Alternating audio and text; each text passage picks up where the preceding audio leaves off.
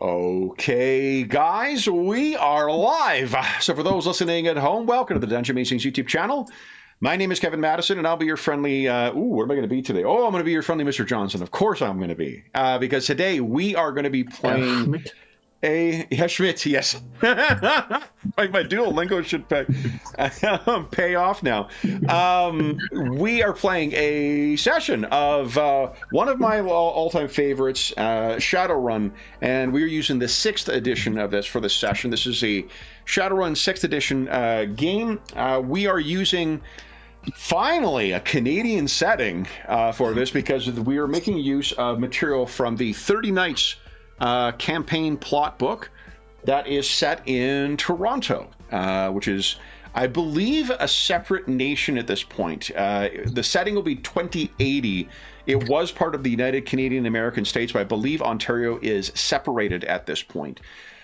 With me today are some returning veterans of Shadowrun, some folks who have never played Shadowrun before, and someone in the middle of that. So let me introduce you to the stars of today's session. You guys can tell us who you are and who you're playing. First up, we've got Ingolf. Yeah, hi, I'm Ingolf. I'm playing Ali Jack, who is a dwarf shaman, street shaman.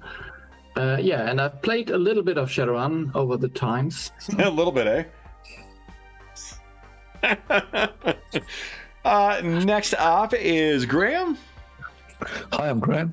I am playing Nightingale, who is a elf mage from Tir Tengir. Very nice. And last but certainly not least is Sean.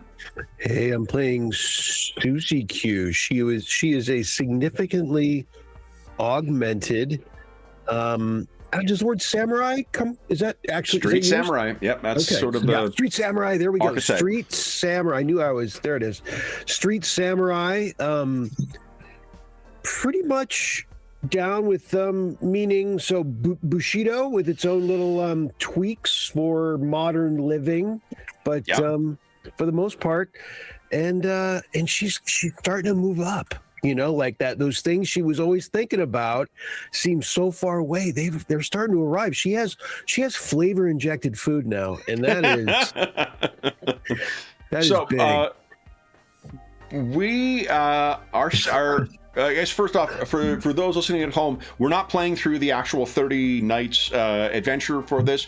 What we're doing today is we're going to kick the tires on this. There is going to be some potential problem that will come up that our runners will be able to deal with. We're not playing through the traditional Shadowrun loop of hired by Mr. Johnson, do your legwork, run a Shadowrun, count your new yen afterwards. So I've labeled this 30 Nights, but this is really a prelude making use of some of the material from that. With that in mind, guys, let me introduce you to the thriving Greater Toronto Area. So, this is Toronto in the 6th world. We are going to be concerning ourselves with the neighborhood of Cabbagetown, which is right here. Cabbagetown is located just east of the University of Toronto kind of campus. It is near downtown, but to give you a sense of sort of what living in this size of a city on the cusp of downtown looks like, guys, this is Cabbagetown. Looking at the downtown. Now, what would be obviously be missing from here is the many arcologies and other large buildings that are in here. What you can see is the signature CN Tower right here. Not to be mistaken with the Calgary Tower, which has a similar look to it, but is very different. You will also note that there is Lake Ontario right there. And where this fits on the map again is right here, number 2. Nearby, we have the Don Valley Toxic Zone. We've got downtown itself. And that's sort of all we really need for right now. I want to show you a couple other things. That, again, is Cabbagetown from the air. And here is Cabbage Town from the streets. Now, this is the 6th world, and the last... I mean, history diverged, I believe, in the 90s in... much older than that in Shadowrun, but Shadowrun is a product of the 1980s, and as such, it has really been outpaced as one of the many FASA products where real-world events have overtaken the events in their fictitious history. That's the first edition. Very nice. Is that the reprint, or is that the original? Yeah, that's the reprint. Oh, the reprint. Yeah. It's with that great Larry Elmore cover. So, what you can imagine is this. Imagine this kind of neighborhood, but a little worn down and with a lot more neon. That is what we want to picture. Particularly what I want you to have in mind is that the lower buildings, the higher kind of presence of pedestrian traffic and things like that. You also want to keep in mind the presence of all these trees. Many of those trees will be empty, even though our adventure takes place in late summer. The reason being is the prevailing winds from the Dawn Valley toxic zone. So while this is not a toxic area itself, toxic in the Shadowrun context means a corrupting of both the physical and metaphysical plane. The effects on the physical plane have a corresponding influence on the astral plane and vice versa. We talked before we went live about your lifestyle, what you guys can kind of expect. For Alley, Jack, and Nightingale, we're talking about like an illegal sublet is probably where you're living. So you might have a basement somewhere or a single, an attic. I'd like you to think about where that would be. Susie, you probably have an actual apartment. It could be like half of a townhouse. It could be whatever. We're going to start our day with you guys kind of getting up whenever you get up. So when we see you starting your day, where are we catching your heroes? Ingo, if you keep being extracted from your video. Yeah, I'm sorry. I just no, that's okay. Tried to look at his stuff, and then I just... Okay, I will try to keep up. No problem. So where do we think, where do we see? Well, what would be the start of our respective Shadowrunners' day? Assume you do not have any pressing meetings. You can assume you've got a cyber deck, so you've got some way of keeping effectively your cell phone with you. So you'll have all the modern stuff you've got of this. In addition, if you happen to have augmented reality goggles, or if you have cybernetic implants like Susie, you can have your AR displayed as well. So the augmented reality can sit in sort of the periphery of your vision without having to be honest, without even having to open your eyes, for that matter, for Susie. So I picture a sunrise, and Nightingale has an attic room with a small balcony. And he is sitting... I think Nightingale's a she. She's sitting kind of on I think it's like a chaise longue on the balcony. Okay. And around her are a series of blackbirds that she feeds and occasionally speaks to. And she'll be looking at the wisps, the sort of astral wisps of energy that are fluttering across Toronto. Just so you're aware, the way that you can access astral space, it actually requires you to basically partially transition into astral space so that it is overlaying with you. That's not the only reason that that matters is because when you are in that state, you are dual presence, which means you have a vulnerable presence on the astral plane as well as the physical plane, which means that's not necessarily a real concern. It absolutely is something you are comfortable with doing, and it's something you could easily be taking in. I want you to understand what the metaphysics mean for that? Well, that's fine. Well, maybe she's doing that then. I mean, what she's doing is she's looking at not only the real, as it were, she's looking at the astral overlay that this morning has on her section of the city, and is sipping sparkle water, which is a kind of a poor person's sort of manufactured drink that is just Doesn't water have an E in it? Yeah, probably. Yeah. WATR.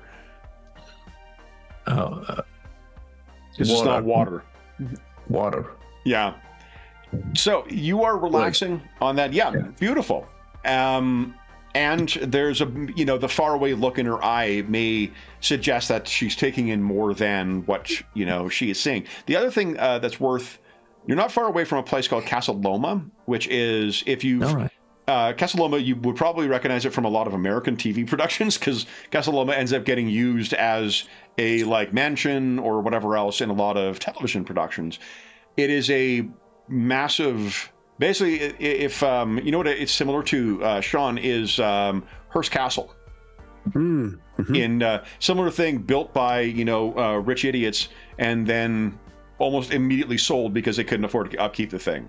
That wasn't the case with Hearst Castle necessarily, but it certainly was with Casa Loma.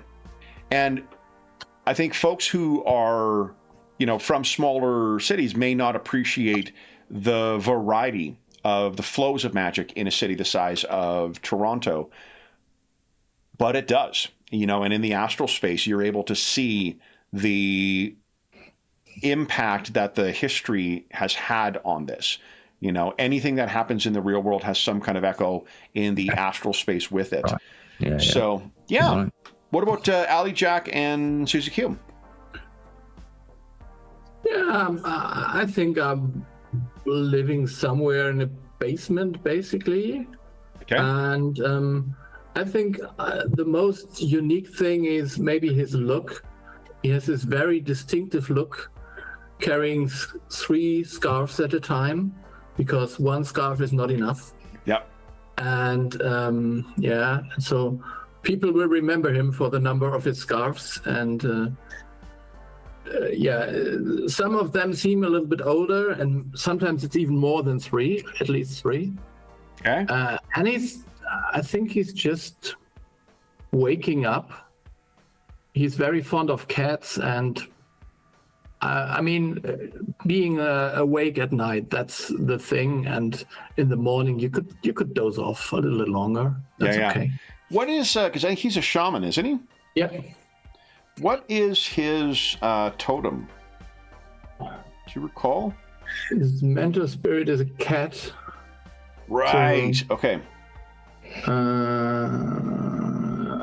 There is no. And I think it's, and again, mentor spirits can be whatever the hell you want them to be, but typically it's cat, right? Not like a cat. It's the platonic ideal cat. Yeah. The cat. Yeah. Yeah. So,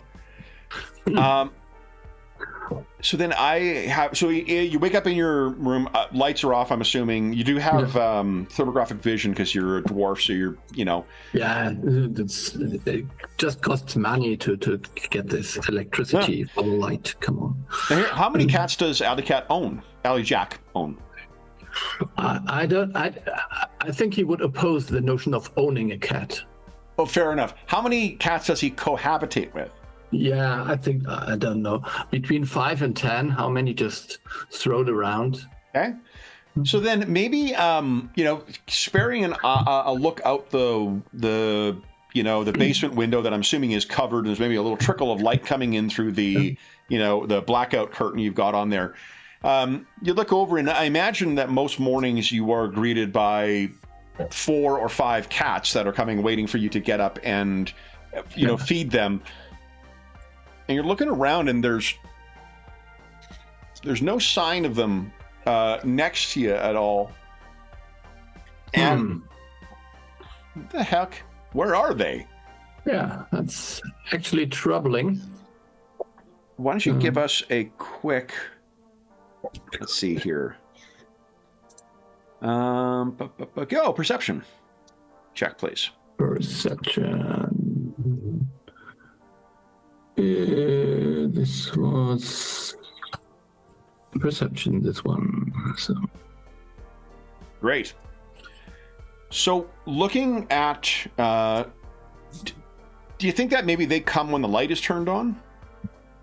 yeah, I think most of the time they would be there a bit earlier because, you know, as a cat, it's like close to being starved already when it's time to be fed. So Yeah.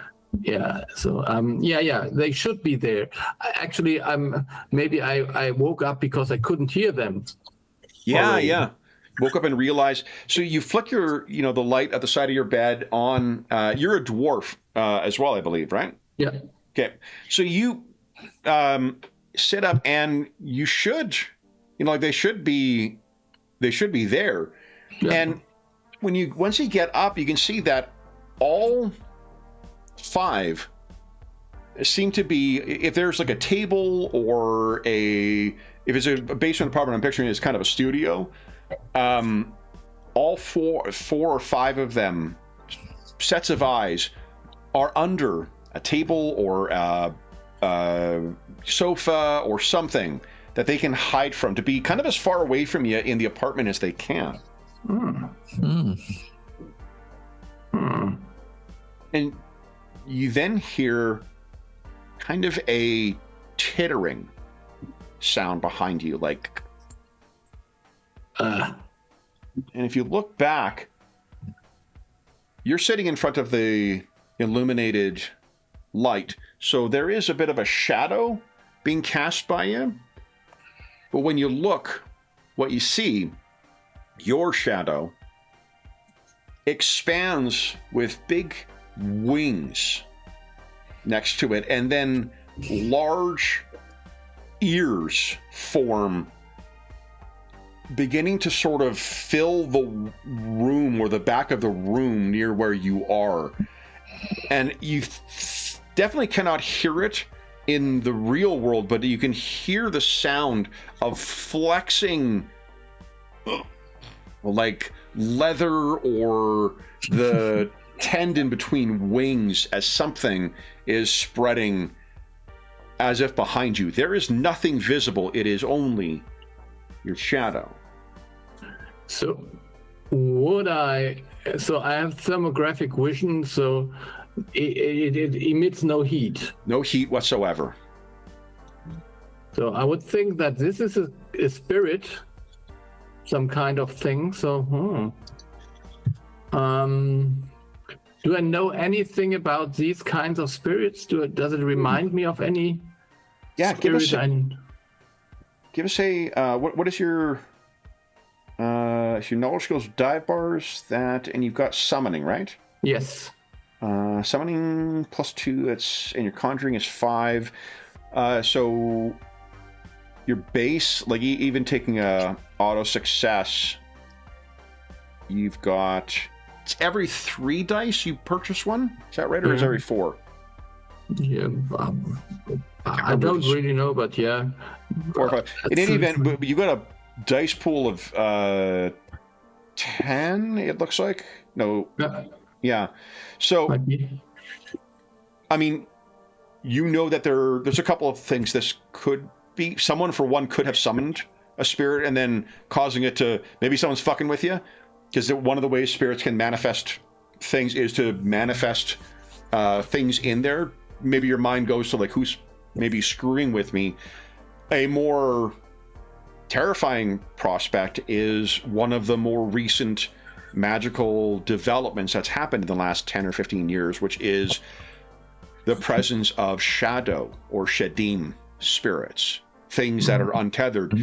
To give context, Graham, for a long time, what was expected is that most spirits were either summoned, and then there were creations of the metahuman mind. They weren't individual, like we knew there were totems that people spoke to, but the prevailing magical theory was that they were just separate. They were still creations of the metahuman mind. And then some really scary independent spirits began arriving that fit kind of horror movie sensibilities of animating the dead and shit like that. So Ali Jack, right now, like, without further information, you don't know. You certainly could It's not. Is it called? It's not called stepping sideways. Stepping sideways is a werewolf thing, right? Yeah. But you could, a sense, shift into astral space potentially. Although again, that made. Yeah, maybe, but I'm not sure. This thing looks. I mean, to be honest, it looks a little bit frightening. It does, and what happens is it fills the wall, Yeah. and then you begin seeing the shadow sort of engulfs around the ceiling, like obviously moving in impossible ways, until finally there's the sound of beating wings. Your room is completely normal. I'm really, really scared. I mean, I had the feeling that this might be a fire spirit first, and these are my enemies, but no, it isn't. It wasn't, I'm sure. Otherwise, it would have attacked, but... What is the name of the bravest cat among your group? The bravest cat, let's call it... yeah.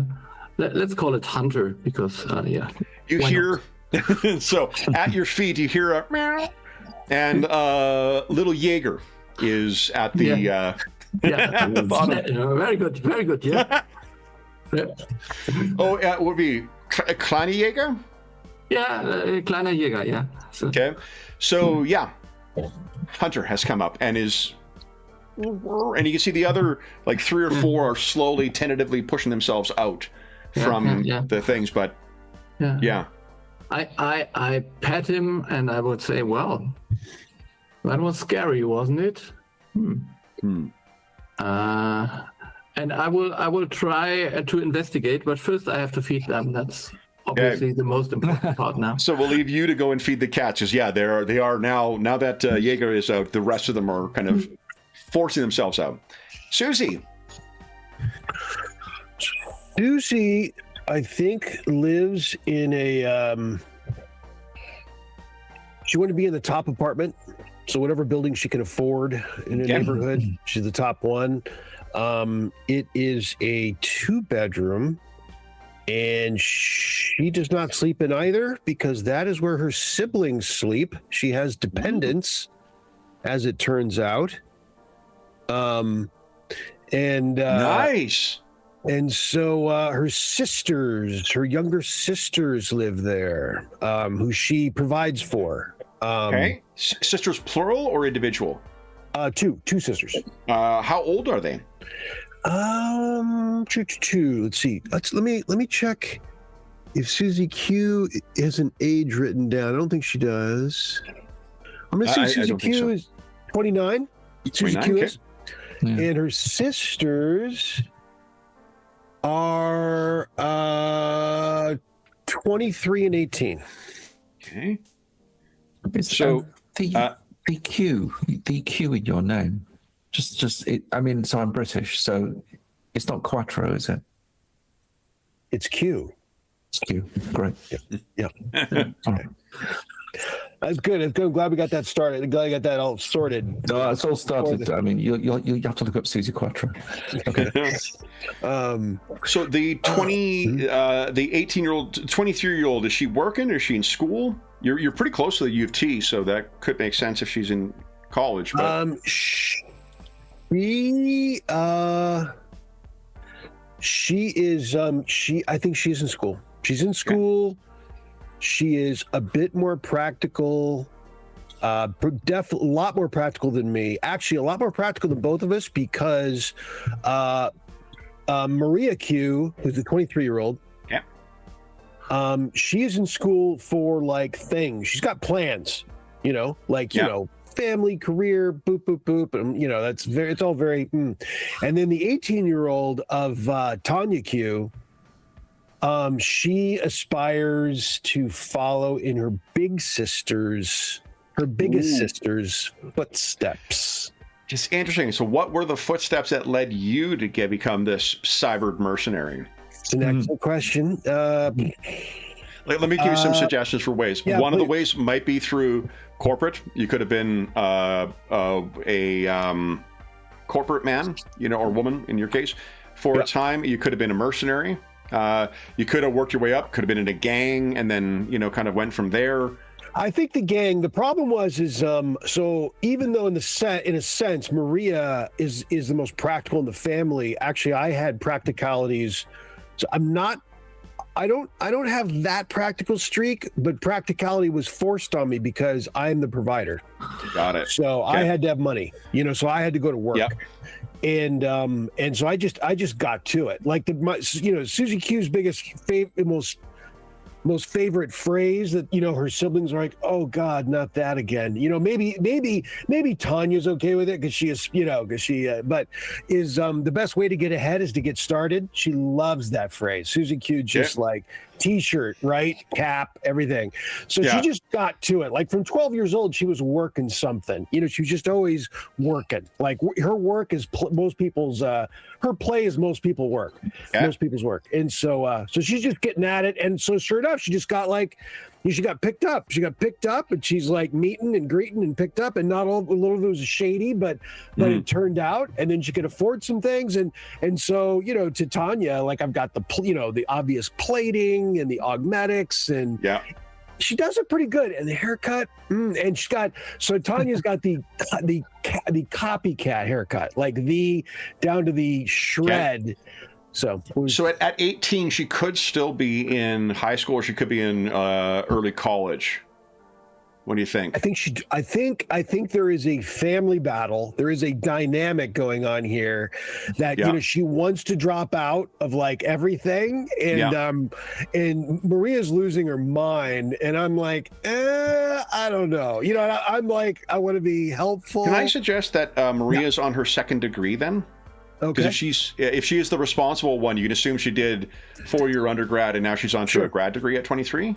Sure. Okay. And Tanya's what, on her gap year?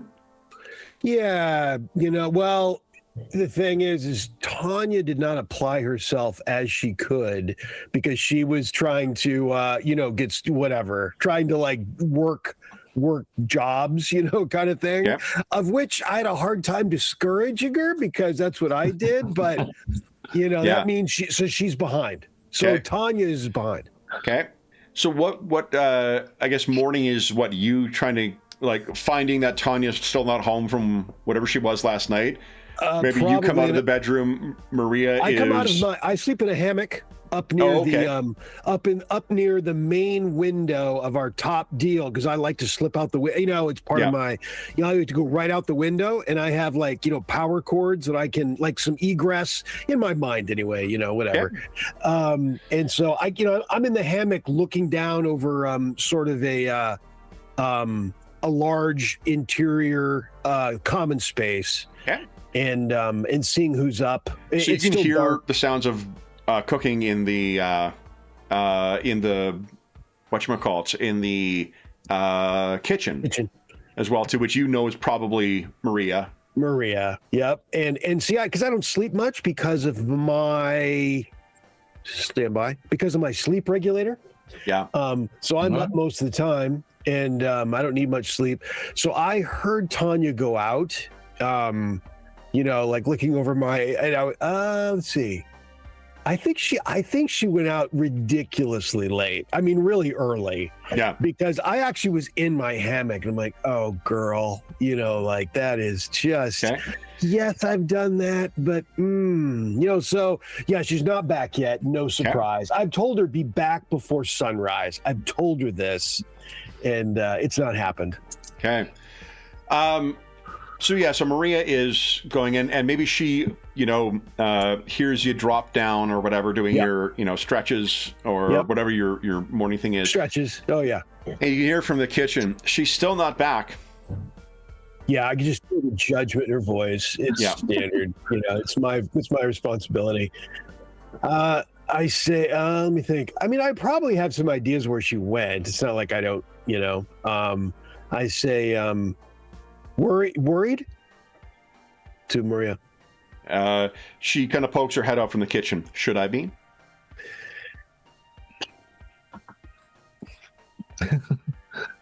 No. She shakes her head and goes back in. Coffee? Yes. It's soy calf, I guess, not coffee. Soy calf. It does taste almost like, kind of like coffee. Yeah. So if you were like 2 steps away from coffee, that's what soy calf would taste like. Soy calf is getting ready. The soy eggs, soy bacon. Not a bad breakfast. Yeah. So she prepares everything, sets it down Maria for you. has cons, but she has pros. You know, roommate. It's a bit weird that like I imagine she tries to fill in for when to like play that responsible role for when Tanya is around. It's strange that she's doing this for you, though. This is a little bit unusual, and the way that she's acting around you, she's like, there's something on her mind, clearly. So I poke my head back. I poke my head in the kitchen, giving a few sniffs. Yep. I note the quantity, and I say, expecting a guest? No. It's for me. I need to talk to you about something. I see. And I make like I'm straightening out my accoutrement, like, you know, make believing, like, well, and I and she's like, don't make me regret asking. Oh, calm down. The day's just begun, and I have a seat. She puts down the food in front of you, puts down the soy calf, and says, I'd like you to meet you with someone. It's someone I know through the department. Well, it's someone who I know through someone in the department.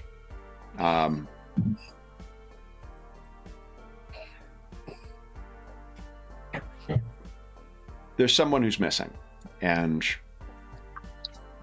I think that you and the others might help. I have my uses, I'm hearing. She just drinks her soy calf. This is the first time she's asked you for anything like this at all. She typically pretends whatever you do in the shadows, she just assumes that, you know, fine. You know how many hoops I had to go through in order to enroll in, you know, university when you don't have a system identification number? Fucking pain in the ass, Susie. Is it helpful not to pay rent, Maria? I'm just asking. I just in general, I was just curious. I would appreciate it if you would meet with her. Of course. Yeah, I will do so. I'll send you. There's a place near the university. I'll set you up. You'll invite the others? For the meeting, for the initial meeting, you think I should? Or just me for the initial meeting? She looks like, I don't know your fucking job, man. Like, Never mind. Just work on the eggs. Or the soy eggs. The soy fake eggs. Yeah. Yeah. And eggs, it's EGZ. Gotcha. They're very good. They're also disturbingly runny as well. And not like runny like a egg yolk, like liquidy that gets a little too... You want to make sure you have the soy calf separate from the eggs, because if you combine them together, it does not... No. So, if you finish your breakfast with Maria, what are you planning on doing with your day, Susie? If you send that contact, it'll be shortly after noon is when they're happy to make themselves available. Turns out it's someone named Ika Kraus. Ika Kraus.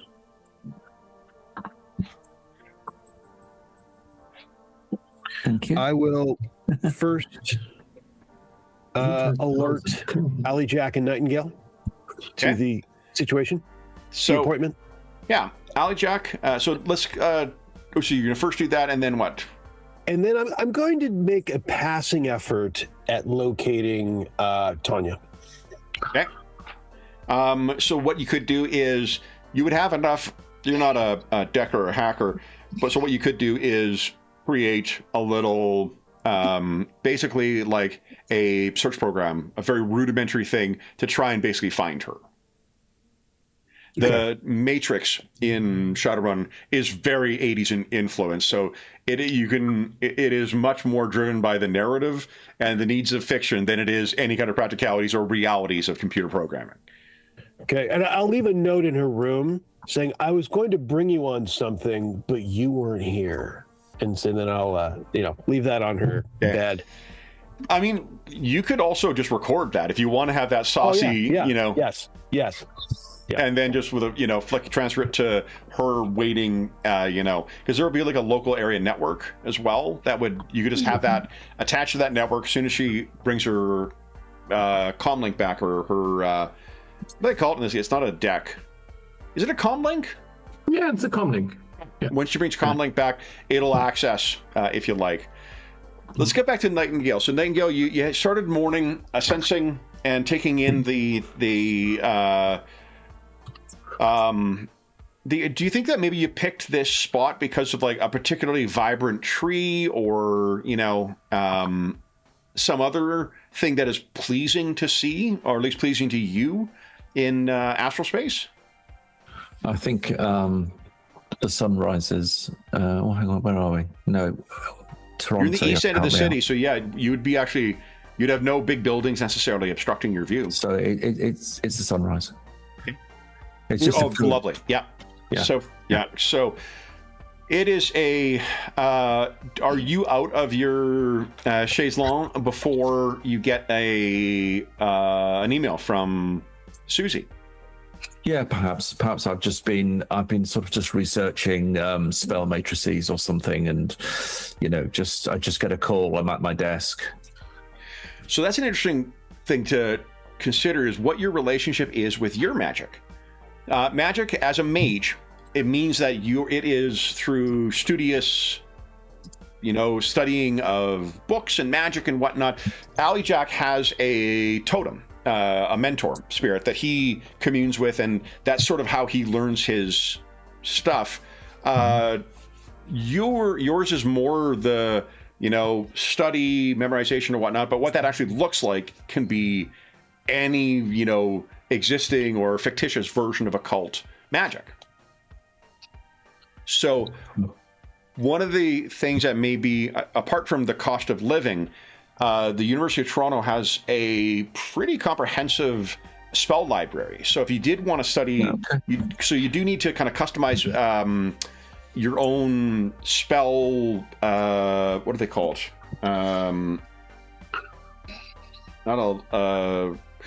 Each individual spell has to be sort of customized or tweaked to fit your own magical sensibilities. So you can't just pick up a book and read it. You do need to understand the formula. The spell formula is what the word I'm thinking of. Yeah.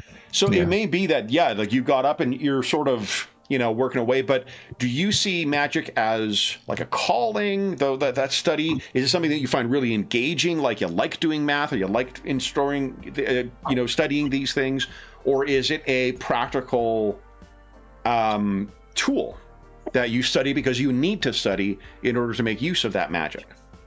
I think there's a feeling that because I have the calling, I study it because it's as much a part of the world as what the normal people think is part of the world.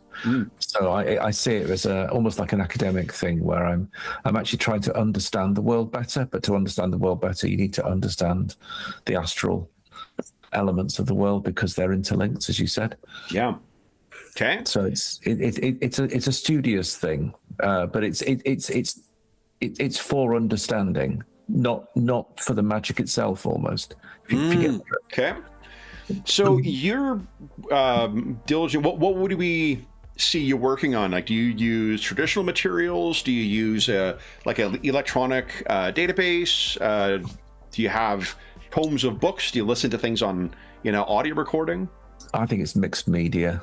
So I'll probably have a couple of DVDs of data that I'm sort of passing through, probably on a screen that is basically physical, because I'm low status. My kit is really out of date, and it only keeps going because I basically make sure it does, but it really shouldn't still be going. Or an old big screen that, sort of occasionally goes on the blink, but it's that kind of thing. Okay. If we were to describe your comlink, like in today's day and age, when the game came out, there was no, widespread use of cell phones. No. Now, the amount that people customize your cell phone with cases and blah, blah, blah, and whatever else, there's going to be a degree of that with your comlink as well. Okay. What will we see with your comlink? It looks like a leather book, Okay. which opens up. It'll open up, but it has the affectation of being like a sort of quite an old book. Okay. While you are waiting too, how is the notification set for that? Does it intone? Does it say something? Does it do you only check when you look afterwards and be like, shit, I should have been checking this more often? I'm really crap with notifications, so I just probably it's after the fact. It's probably been buzzed a few times, and there's a notification in there, and I'm probably look at it random amount of time afterwards. There are 2 notifications that you've got that are of note. One of them is from Susie Q, your fellow teammate. What does the message read, Susie?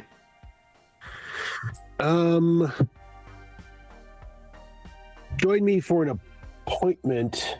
Join me for a meeting regarding someone missing this afternoon. Time, and I'll give time, place. I think she's pretty efficient. She's not going to be having a lot of blather. Not a lot of blather on there. No. It's to the point. It's very Susie. A terseness in her emails bordering on rude. Yeah, she calls it efficient. Other people call it terse. That's just her way. It's just how she is. I'll check the timestamp on it to make sure to see how late I am or whether I'm on time. And then... Yeah, and you actually have a second message as well. Yet another. Seems that without your intention, your social calendar is filling up pretty quickly. Wow. It is from a fellow elf named Siren. And Siren? Right. Yeah. Siren is an elf who, a runner as well. And you know that she's someone who fell into running really in spite of her skill set rather than because of. She has a great network. She's great for social engineering and things like that. She wants to be a mage real bad, but it's one of those things you either are or you are not. She wants to be a badass street sam, but she's not. Terrible shot. But she does have her value. And I couldn't load the image because I don't have a PDF of it yet, but that's Siren. Oh, yeah. Mm-hmm. Okay, yeah. She's looking to meet with you early evening on a patio. That works. I've got a full day. That's fine. Okay. So you got time to get yourself ready? Gosh, I hope... Is this the time when the water's still running, or has the rest of the building used it up already? There's a good 30% chance that the water is still running, but it's not. So let's check back on Alley Jack. Sorry. Yeah. You've introduced cats to it, so I'm fucked now. I'm going to call you Alley Cat like 20% of the time. Yeah, I think that's actually a common mistake. Yeah. So, Alley Jack, what have we seen since you've gotten up? Yeah, so one of my contacts is someone who deals magical items. And talismonger. A talismonger. I was trying to find the English phrase for it. Yeah. Oh, sure. My idea would be that I would go there and try to ask around if anyone else has seen strange spirits appear. Sure. Because I think that is Yeah, most troubling, honestly. Sure. Give us a. Actually, I'm gonna have to roll for it. So yeah, or we could roll for the contact. Who do you think your contact is? Like, is it a dwarf? What metahuman species? Yeah. Okay. I would think, why not? It could be an orc. I mean, yeah. And man, woman. Yeah, maybe a guy, maybe someone who is, in spite of being an orc, he has this flower power vibe because he sells herbs and stuff. So yeah. Smokes a lot of the stuff he sells. Okay. What do you have a name for him, or? I don't know. Just the names. Names is always the hardest. How about Posey? Yeah, Posey is okay. Okay. So, you're just going to contact Posey on the Trid? Yeah, or Comlink? Yeah. I would say I would. I'm coming. I saw some kind of spirit. So if you call up his shop, Posey will answer, and I imagine he doesn't bother to check the ID whatsoever. Does he have a proper storefront shop, you think? Yeah, I think some people mistake it for some kind of street cafe or so. Yeah, maybe. So he answers and he says, "Teas and talismans. Yeah. Open until 8 o'clock." Yeah. Hi. Here's Alley Jack. Jack. Yeah. Jack.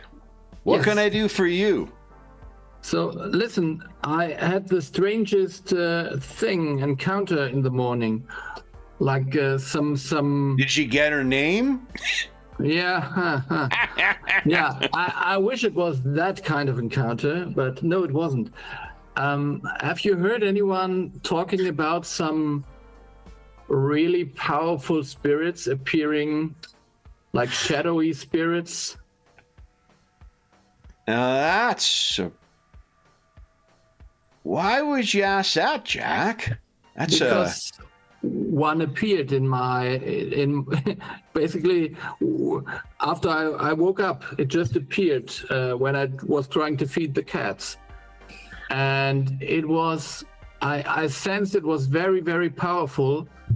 Yeah. But it was not interested in me for the moment, and I did not want to disturb it. But come on, that's really something that I find disturbing. It just appeared. I did not conjure it, and I don't think that anyone actually conjured it. More appeared by itself. Like a free spirit. Yeah, something like that. Jack, did you see big wings? Yes. And like ears, like a bat? Yes. That's funny, Jack, because you're the second person who's told me about that this morning. Who was the first? Do you know Serenity? And yeah. I think, let's see here, do you have any skills that might go? What are your knowledge skills again? It was very, very specific. Dive bars and the streets of Toronto. Okay, why don't you go back to skills and give us untrained. So if you go, the top one is under the skills toggle. Yeah, I think I have to activate untrained. Untrained. Oh, yeah, there is it. Yeah. Yeah, there's top, and use maybe. Let's do charisma. Okay. Yeah, you can go ahead and give us a check here. Let's see. Yeah. I see you already picked it for me. So. Yeah, sorry. I was in the sheet. Pretty good. Wow. Yeah. Oh, yeah. Wow. So Serenity is, here's what you know about Serenity. She is, like yourself, she's a urban shaman, but she speaks to Raven. Yeah. And, you know, she's been, I don't think you necessarily don't get along with her, but, you know, Cat and Raven may have similar enough to sort of dislike one another, I imagine. Yeah. But yeah, this is, that's Serenity. She's First Nations. Yeah. I think probably Mohawk from the region, because you have been from Quebec. So yeah, you know her, and what you know is, like, she's a little, you know, she's a little skittish sometimes, but a dependable runner in any event. She's apparently in Posey's shop, trying to take the edge off of a really shitty nightmare she had last night. Yeah. Tell her to stay there. I'll come over. Okay, and that's when you get the message from Susie. What does your comm link look like, by the way? I think it's just this thing that you put into your ear and some basic stuff that you need to operate it, and it has pictures of cats on it. Yeah. I'm very basic. So with so you get a message from Susie, and Susie, what does your message to Jack read?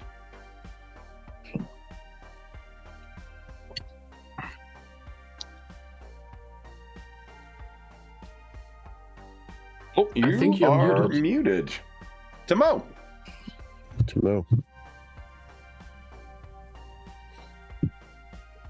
Sorry, what were you saying? Meeting about missing person this afternoon, time, place, no cats involved. I stand back as a sad face emoji, and then. And you know it's somewhat completely unnecessarily put in there, so you know it's actually me. Yeah. Is it a cat It's like a little code, a little bit of proof of life. You know, the newspaper by the face. This is my little. Yeah, but I mean, somehow, in a kind of perverse sense, I would appreciate the idea that you play around with such a thing, because it's just a little bit cruel. So I think that makes sense. Okay. How many scarves is Jack leaving with when he departs? I will mention summers in Toronto are incredibly humid. They're very hot and like change your shirt midway through the day humid. Yeah. I think it's a 4-scarf day. I mean, It's excellent. Okay, so you were heading out to meet with Serenity. I imagine it's going to be a bit of a, because since you're a late riser, Jack, it might be a bit of a pushing it to be able to make both appointments. Yeah. I would say that Susie would expect me to be late and have given me an earlier date than necessary, maybe. Just for me to be on time. Yeah. That sounds about right. Yeah, at least that is what I tell myself, so I would not hurry too much. Okay. So Jack heads down to meet up with Serenity, I guess, first. Nightgale, what about you? What is your thought on meeting up with Susie? Are you going to be on time, a little early? What are you thinking? It looks like where she's looking to meet is actually on the cusp of U of T, kind of the proper college campus, and the Cabbagetown where you guys live. Yeah, I'll be on time. I think I've got time, so I'll be on time. I don't want to hold things up, and I know Susie likes things to be just so. So one of the sort of like universal form of ID in the setting is SIN, which is a system identification number. If you do not have a SIN, it is living sinless. Then that is often a problem in certain neighborhoods, in certain cities. Toronto actually had a collapse of that system a couple of times, and the for-hire company that does security for the Toronto metropolitan area found that there was a drop in crime rates as a result of it. So they never bothered to really reinstall that, except for some parts of downtown and some secure corporate places, which means you're free to kind of go to a lot more neighborhoods without concern than what you would in some other more heavily monitored cities. Okay. So the Jack, is there anything that you want to get out of your meeting with Serenity? Yeah, I would try to find out whether we really saw the same kind of spirit, whether she also thinks that it is indeed a spirit and nothing else. Could be something I don't know. And maybe she had the courage to do an astral projection and sense it. I don't know. Yeah. So when you walk into Teas and Talismans, you can imagine that like there's rows of much of the place is, if not real wood, because that would be kind of expensive, very convincing fakes of wood and whatnot that's set up to give the place a look of shelving that's been kind of handcrafted and stuff. There's a bunch of mass-produced supplies and stuff that are racked on the shelves. So, and it's sort of interspersed between telesma, other sort of magical materials that we used for creating things, with just teas. There's a bunch of teas that are around here too, or maybe facsimiles of things. When you walk in, Posey is talking to someone there, and I'm picturing an orc with kind of, a little bit wild hair. He's got a smock on because he's either baking or he's putting things together, and he's talking to what's probably one of his regular customers. Do you have a sense of what ethnicity Posey would have come from? Honestly, I don't know. So I'm going to say there's a pretty big Portuguese population. Yeah, that might be. Wavy hair, kind of pulled back, lots of streaks of gray through it. And when you come in, he gives you a big grin, smile, waves at you, and then continues talking. How much are you a frequent sort of guest here, you think? I think I will visit rather often, but I would buy little, so maybe I'm not his best customer, to put it another way. You're making that tea bag go real far distance. Yeah. So what you see sitting at the far end is and someone who seems to be like repositioning with kind of regular frequency all the shiny stuff that is set on the table is this young First Nations woman. And she's sort of moving things around, looks up and sees you, and kind of gives you a look. And you get the sense that she may be a sensing as well, just from because you recognize you've had the same look in your eye when you sort of are dual sensing. When she does that, she just gestures for you to come over. I nod and go into her direction. You're Jack. Yeah, and you're Serenity. I think I saw you once before, yeah. Yes, that's right. I like your scarf. Yeah, it's actually 4 of them. I know. Wow. If not Posey, someone from Posey's staff brings you over a little cup of tea. A very, whatever the, bar brand is of teas is what you're getting, or the rail brand. And she leans in and she says, Posey said you saw something too. Yes, and I would describe the image and how it grew, and then it vanished.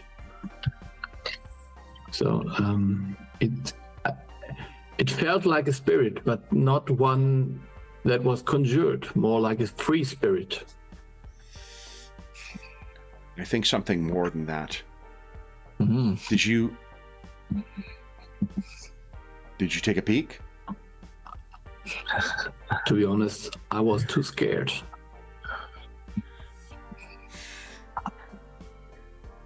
She kind of looks at you. Wait a minute. I thought curiosity and... Yeah, but you say, but sometimes curiosity killed the cat. I don't know how to describe it. After... When I woke, I could feel something followed, and I saw it in the room. And when Raven comes to me, there are wings as well, and I hear it. But it wasn't the brushing and the sound of feathers. It was a horrible, naked stretching and screeching. And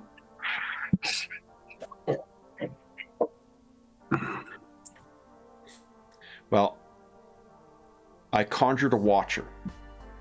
Mm-hmm. And then we went astral. There was something that had been there. And it was gone, and I've never sensed anything like that.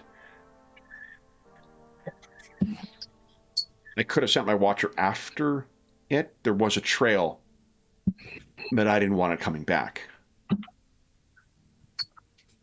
Let's then see. I heard something that I'd never heard before. Not when in there. It sounded like... You know when you can hear someone talking Mm-hmm. in the apartment above you? Mm-hmm.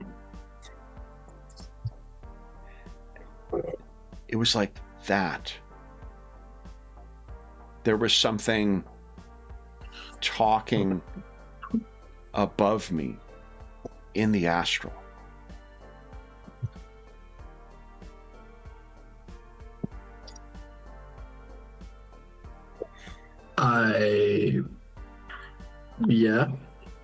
Yeah, it seems remarkable. I don't know. I've never experienced such a thing. I think She reckon. leans in. Are you initiated?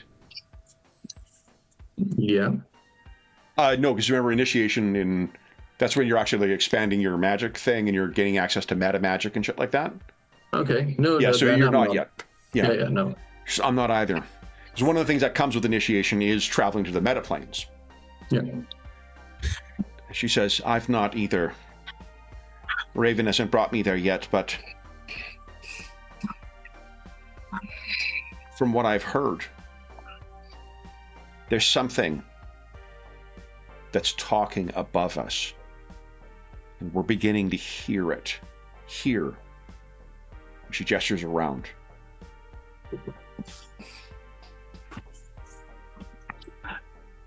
I guess I've not heard such rumors. Nothing yet, no. Like, there's a lot of weird shit going on in the kind of the magical realms as of late. Yeah. But this and here, no. I don't know anything about different realms and planes and such things, honestly. But I know a lot about cats, and especially my cat. But you see, they hid before I even noticed there was something. And that tells me whatever it was evil. Very, very dangerous. And maybe we should consider ourselves lucky that it did not seem very interested in us.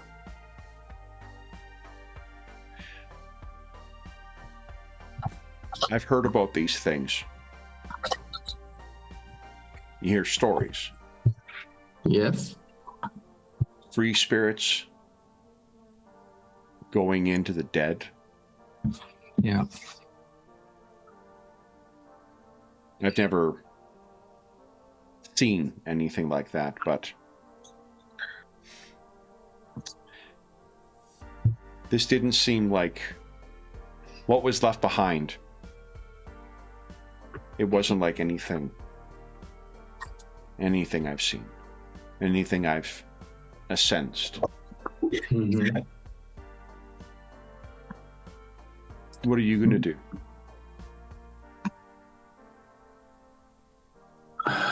I will keep my ears open and I keep my eyes open and try to find out more about that.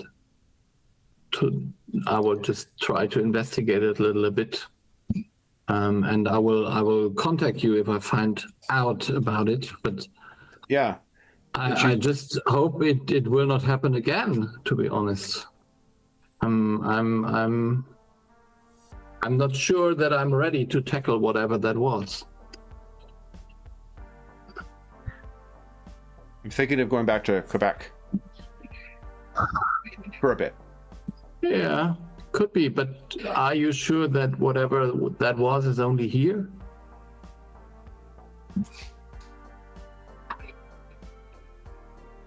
Well, not now. Well. Oh. And she gets up, throws, or kind of, moves her comlink to pay.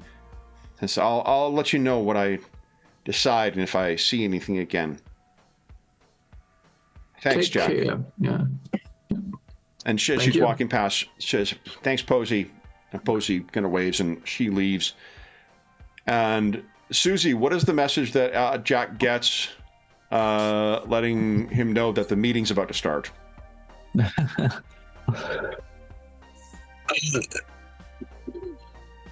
Jack, are you coming now or later or even later? I will just. I'm on my way already. I just sent back. And I send back. Okay. So it's around then is when you'll see. Who do you think is there first between Nightingale and Susie? I mean, Susie intends to get there early. So whatever. What do you think, Nightingale? Are you on time, or you think you're probably early? I think I'm on time, which means I'm there slightly early so that I could be properly on time. Okay. I'm there to do a little recon. Okay. Like check exits kind of thing. So you would know then that let's say it's a public park you guys are meeting at. There's probably some street vendors that are in here too. What are you guys wearing? Wearing armor, if it's an obvious armor, is probably not a wise idea.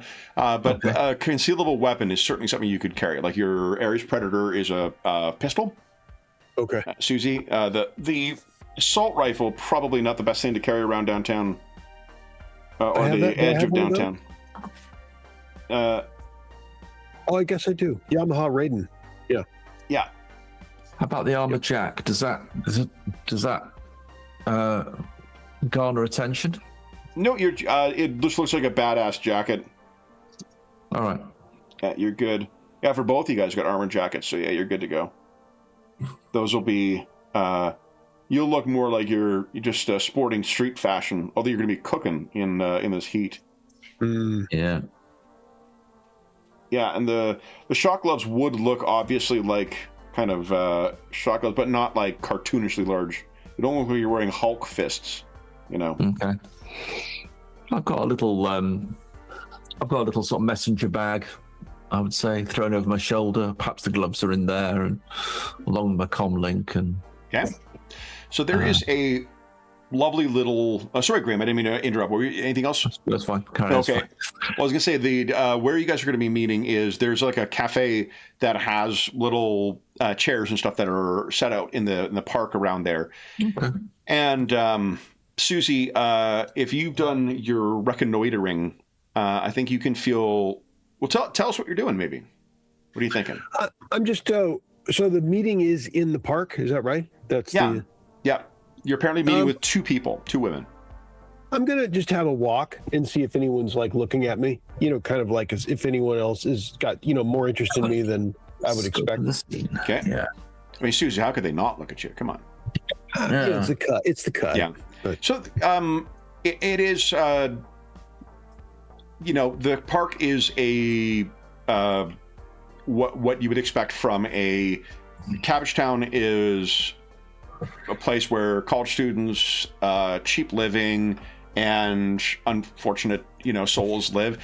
It happens to also, in addition to the Don Valley Toxic Zone, the Necropolis is also here. And the reason that's of interest is because we'll talk about them a little later, but the ghouls live there. Ghouls in the Shadowrun setting are strain 3 of the human metahuman vampiric virus, also known as the Krieger strain. What it does is it transforms metahumans into basically blind, allergic to ultraviolet light. You become a dual sense, so you can see both in the astral and the normal plane simultaneously, claws and sharp teeth, and you need to consume metahuman flesh. Many of the strains of the vampiric virus will result in odd necessities. Vampires rely on blood as the sort of connection to drain essence from individuals. Wendigo consume flesh in order to do that. And ghouls are similar. This is what a ghoul would look like. Guys? Oh.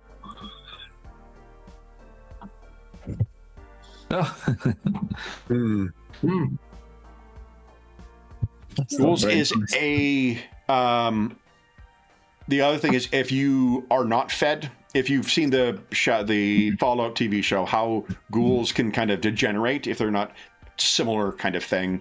As well, the virus itself kind of when you become afflicted with it, you very quickly become transformed.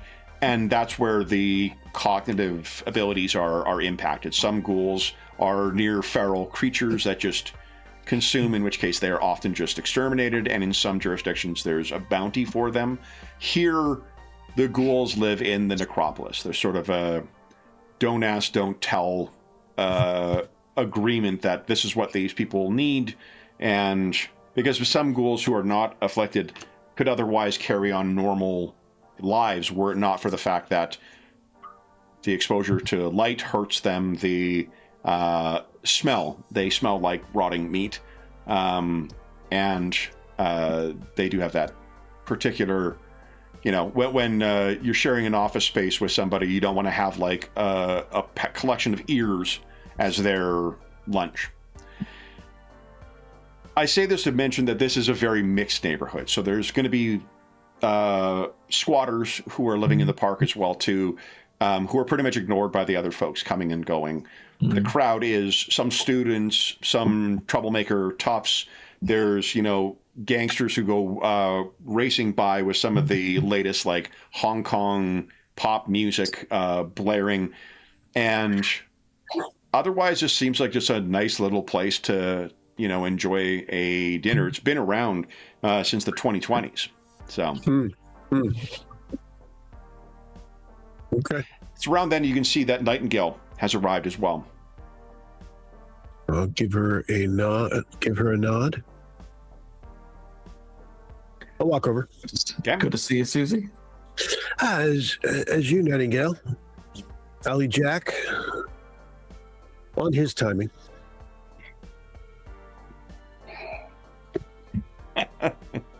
No sign of Ali Jack at this point. Mm-hmm. And did I get a description or something from my sister? Yeah, it's you actually can find on the Ika is a student at the university, although it doesn't seem to be current. The picture is quite old. Ika is a young Caucasian dwarf, and the person you're meeting with is a. Let me double check the ethnicity. Hold on.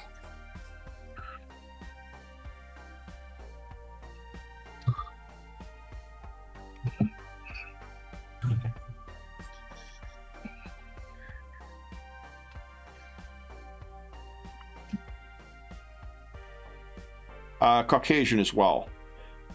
And a professor, actually. Apparently you're meeting with someone named Dr. Magdalena Prelude. I'll give you the spelling of that in a moment. Who hasn't known a Dr. Magdalena Crino? Exactly. Here we go. There it is. I could have known that. What you know is that she is a professor of political science at York University, which is separate from the University of Toronto. She's a professor of political science. At least so the faculty website says, or whatever the Matrix equivalent of the Matrix site. I don't know. I can't remember if they still call it websites in the game. Nightingale, this is a bit off book. My sister asked me to look into this. Okay. It's a friend. Did she describe it as a friend of hers, Kevin? I think she said a friend of a friend. Friend of a friend, that's right. This person is a friend or one removed that is missing an Ika Kraus.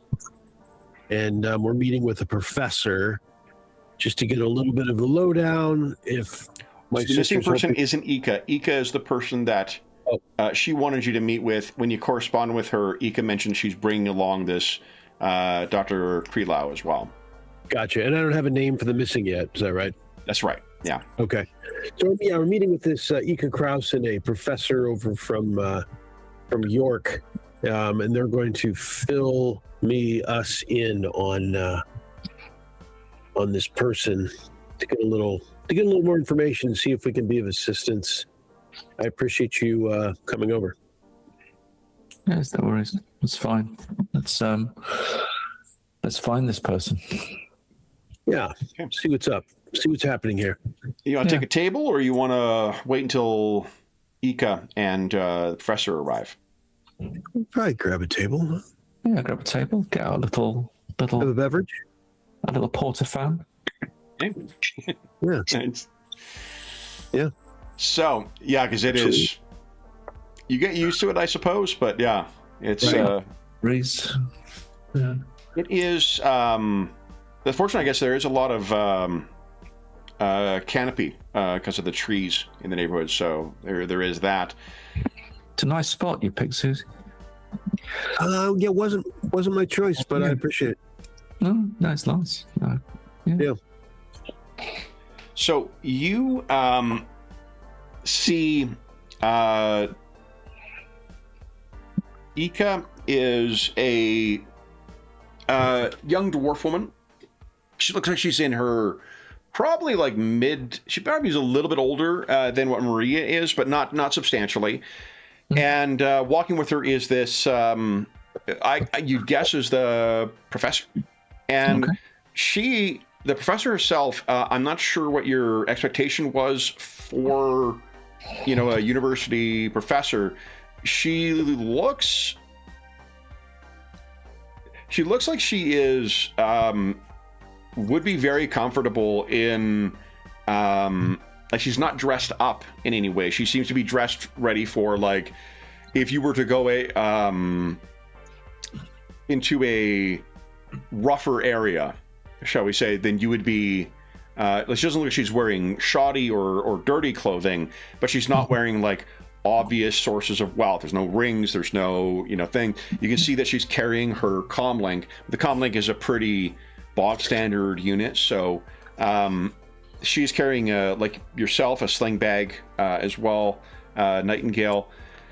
And the way that she's speaking to Ika, there's a vibe that you guys would pick up that she looks a little nervous. Okay. She seems to be kind of looking over her shoulder and whatnot. I'd like each of you, Susie and Nightingale, to give us a perception check, please.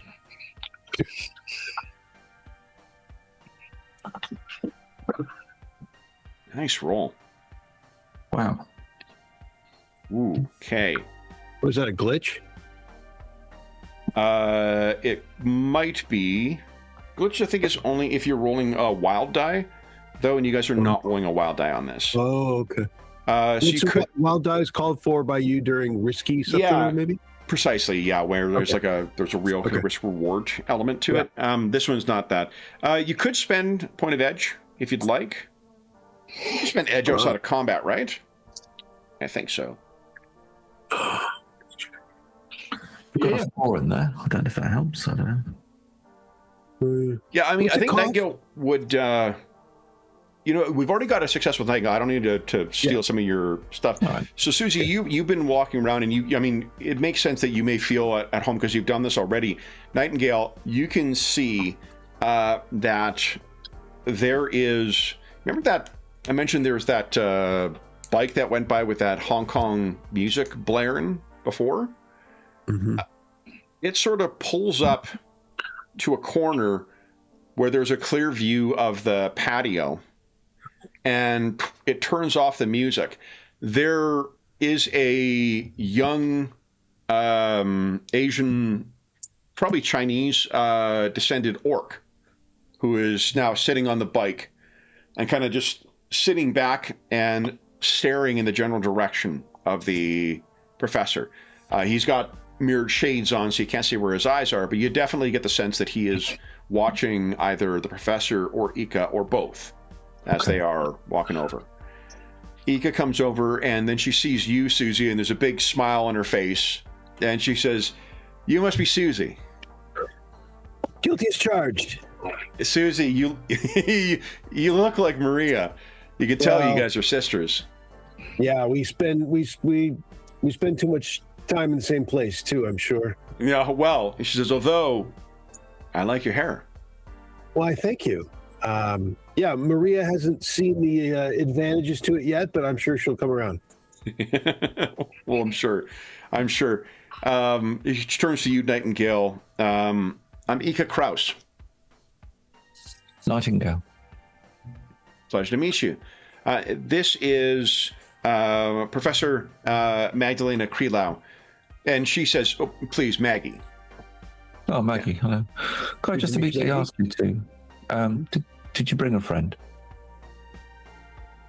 Maggie kind of looks at friend, I don't know with, and Ika seems to get what you're talking about. Ika kind of looks around. No, just eyes on me. She looks at you, Susie, then looks out back at you, Nightingale. Were we followed? Well, I think we're being watched. Take a seat. I'll keep a sly eye on the one that's doing the watching. Yeah, Okay. come on over. Have a seat. Yeah. Nightingale will keep an eye on things. The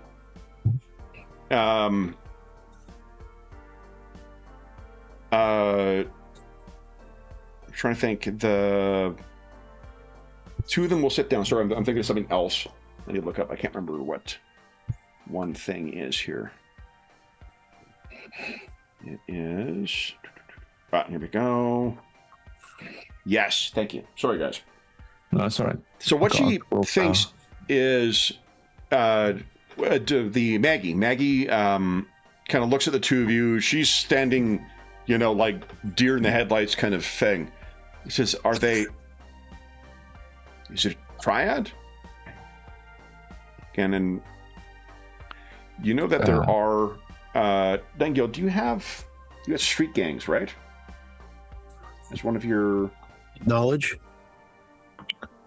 wizard gangs. I've got wizard gangs. I'm not sure what they are, but I've got So Wizard wizard gangs are typically like think of like biker gangs that also like throwing fireballs. That's kind of what wizard gangs are. Nice. Kids who manage to learn just enough magic to cause a whole bunch of fucking trouble. So you got, I think with that, you'll have an idea that looking at this fella, you have not assessed him, I'm guessing, yet. But if he is Triad tend to make use of magic pretty liberally, as opposed to, say, like the Mafia and whatnot, who are more inclined towards weaponry and shit like that, as opposed to, or cyber augmentations. But yeah, looking at the guy, just you can't identify necessarily what he's at right now, although you could give us a knowledge roll if you'd like. With Wizard Games, yeah.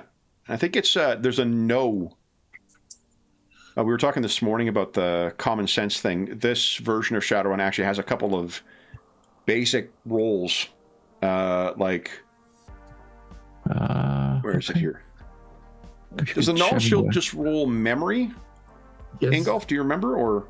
Yeah, there's a roll memory that you use to recall something with a skill. You have a knowledge skill. Yeah. Okay, so go ahead and give us a memory check, please. Nice roll. At a glance, the markings, the tattoos this dude's got, you're certain that he is part of the Golden Pagoda Triad.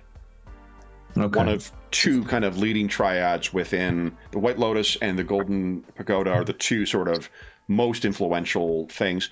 Okay. You actually rolled enough hits. You could ask me one question about the Golden Pagoda if you'd like. What's their... is it all drugs? What's their main business that they're known for? Ooh, they are...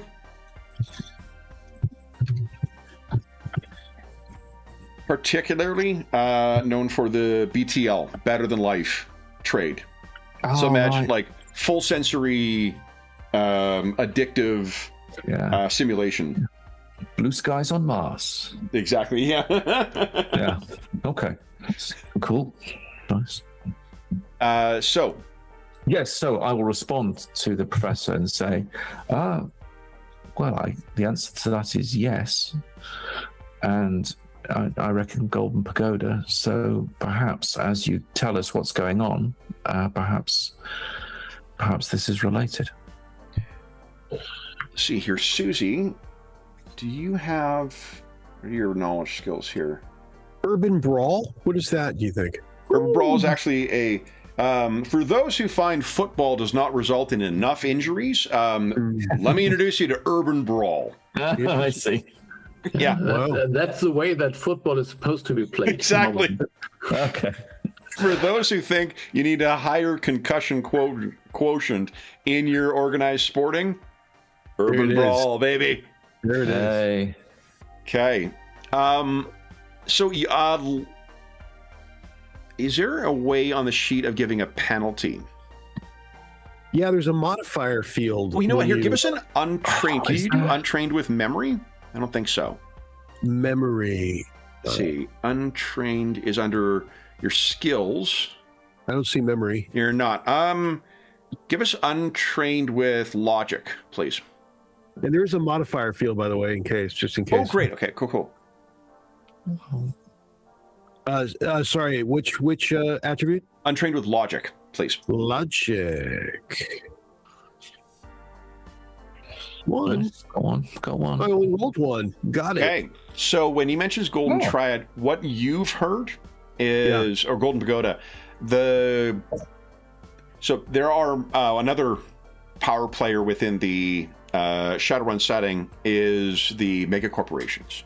And this time in Toronto is proving to be a bit of a tumultuous one. A long-standing industrial concern called Ares is pulling out of Toronto almost altogether, leading to some other corporations coming in to take up their positions. One previously uninvolved corporation that is making a play in here is the best mega corporation, Seder Krupp. The best because it is run by a dragon named Lofir. There is also a Chinese mega corporation called Wuxing, and I'll put both those in here. Seder Krupp, aka SK, and Wuxing.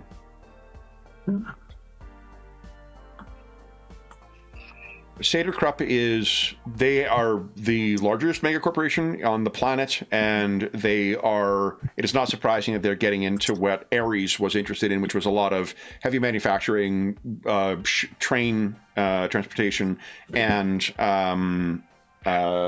the warehousing. And Wuxing is apparently vying for much of that territory. There is another company called Mitsuhama, a Japanese company or Megacorp, has some assets. They seem to be being outplayed by both Seder Krupp and Wuxing for sort of the leftovers of Ares. Ares is still a Megacorp and still functioning. It's just that it's pulling out of Toronto for some reason. The reason it's of interest to you, the Golden Pagoda you've heard are the kind of local muscle for Wuxing as well. Whether this relates to that at all is another question, but something you would know. Okay. So Maggie kind of gives a look. She's like, is it safe to meet then? And Ika says, sit down. They're going to listen in wherever we go, so we might as well try. And these ladies are here to help. Indeed. Tell us what's happened. Well, I have a grad student. Let me back up. I take it you're not familiar with me or my work at all. Has Maria ever talked about them by chance? I'm not sure what Maria's focus is necessarily, like what her studies are in. This lady is a poli-sci professor, and she's out of York, so a different university. But there are all sorts of, if we assume Maria's gone into some kind of social science, like sociology or poli-sci or psychology, she may have met folks from the grad program in York as well, which may be how she met this person. Okay. Does any of that ring true for you about Maria? Yeah. Yeah, not too much. Ika, why don't you go ahead and so listen. What Maggie says is that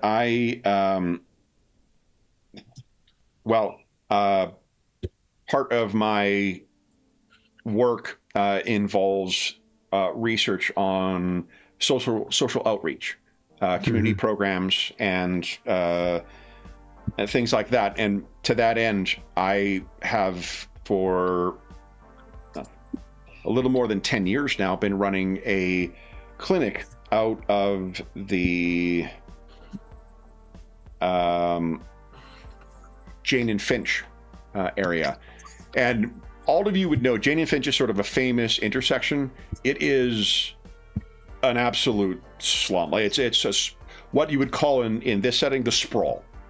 It is a place that is lawless. There are all those things we talked about like the metahuman critters, like devil rats and things like that. They will run rampant there. Think of the worst sort of low-income neighborhood that you can imagine in our world, in North America or in Western Europe, and then add in a bunch of paranatural things that may also prey on people. It is a place that generally does not have matrix connections. It generally is completely ignored by the police. It is a place that is sort of in and of itself. For this lady to be running a clinic there is almost like traveling to a foreign country. He runs community seminars, food drives, block parties. We try and run outreach there to provide food, services, and when we can, there's a street doc based out of Cabbagetown named Krampus. And I think that probably, which of you do you think would, actually probably Nightingale, only because she's got less money.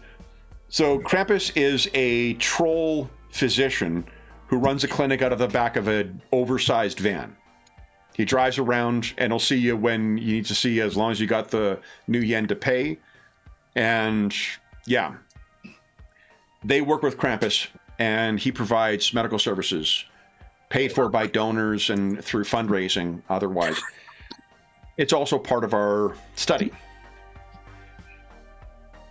One of my students, a woman named Yiana Dardanos,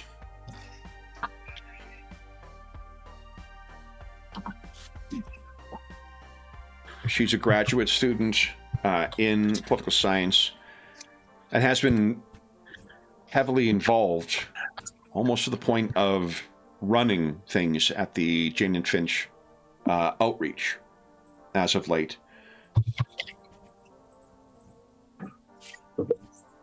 Three days ago, she went missing. And it seems that she was to be operating the clinic when we did not hear from her. When she regained Matrix service once again, we sent someone else down.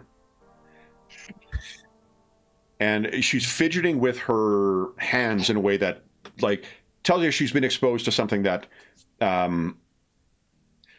if this lady goes to the sprawl regularly to help folks who live there, she's seen some shit. Like, this is not somebody who's like a ivory tower academic. Yeah. She still seems to be agitated. Yeah. And what Ika sort of comes in and says, someone shot the place up. It seems that someone had shot things up. There was a body there, and from what I hear, the person who was killed was a fixer.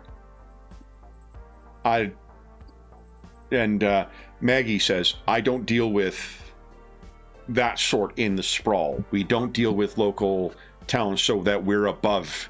We need to be able to help people there and not seem to belong to anyone. I don't know why Yana would be meeting with that kind of person there, nor why anyone would shoot the...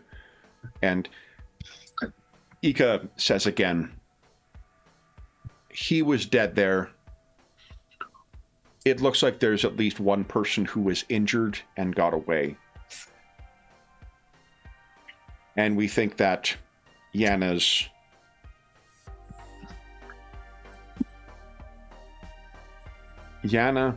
was involved with a young Ares corpo, a guy named Philip. Philip worked for Ares as part of their community outreach. Ares had been volunteering with some of our things. It seems that Philip and Yana had a connection, and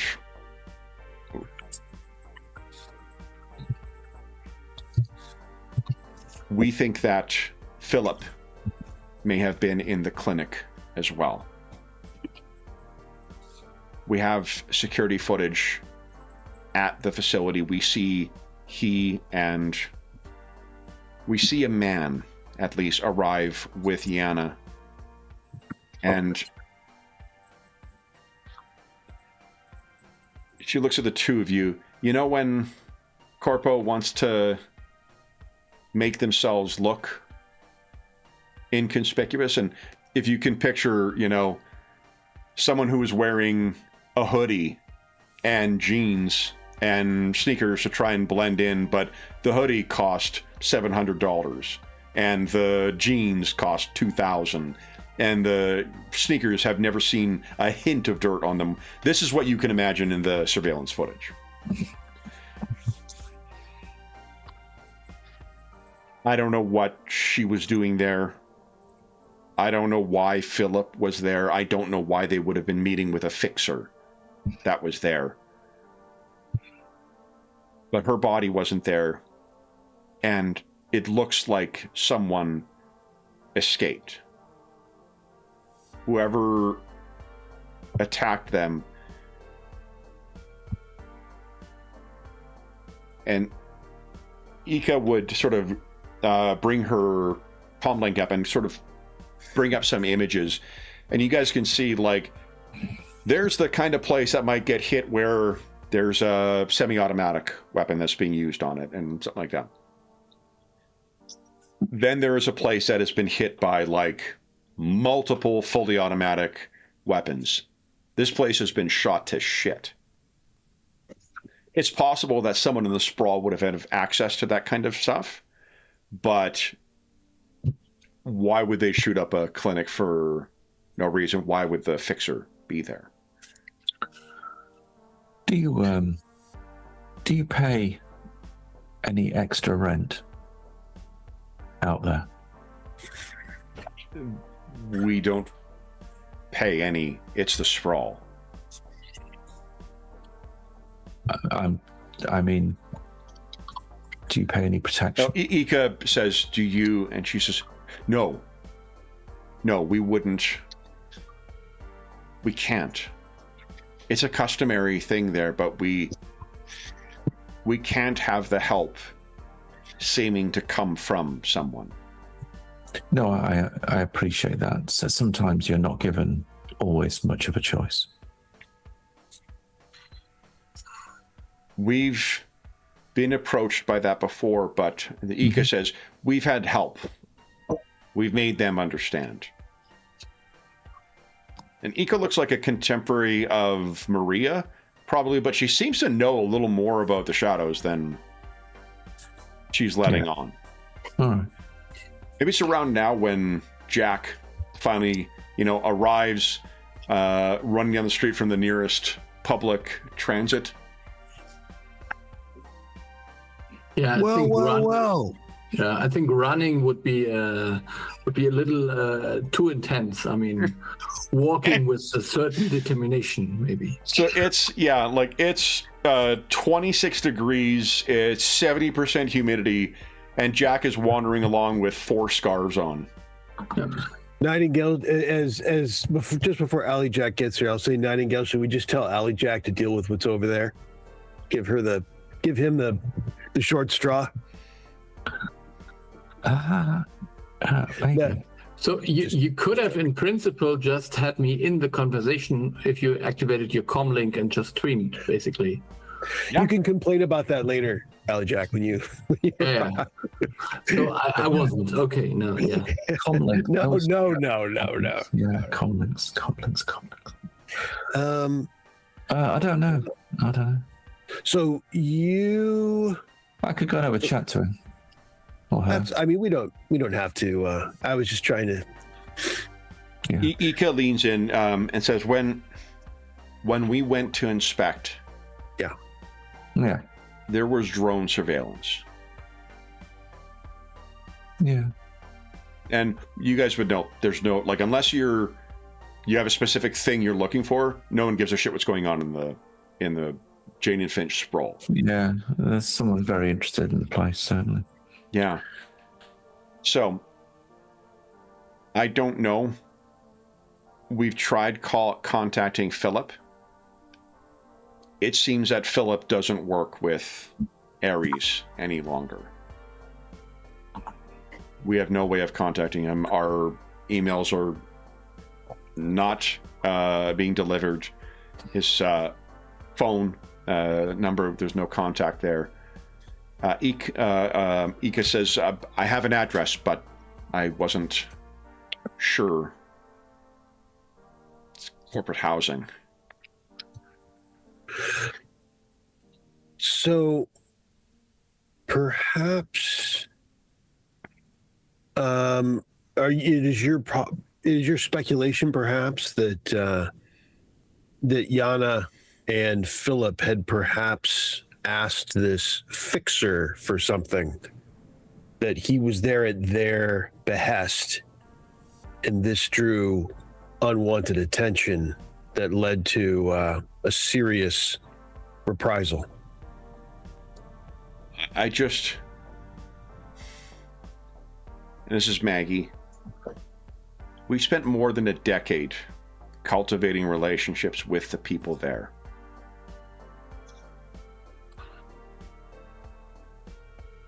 Those who supported us were always more than those who opposed. And if they told us to leave, we would have gone.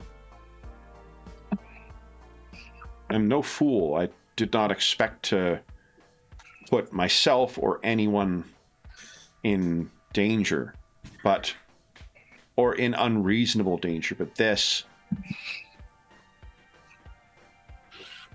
I don't know what she would have been doing there with Philip. I don't know why he has gone missing. And I don't know who would have shot the clinic up. We kept nothing there. We knew that... Let go? Sorry, just to ask you, what happened to the body? We don't know. Okay. It has been left. What happens to bodies in the sprawl? Yeah, it's probably been tidied away. But I just wondered. Okay. So Yana and Philip are missing at this point, I take it. Both, yeah. And the fixer that was probably there at the request is dead.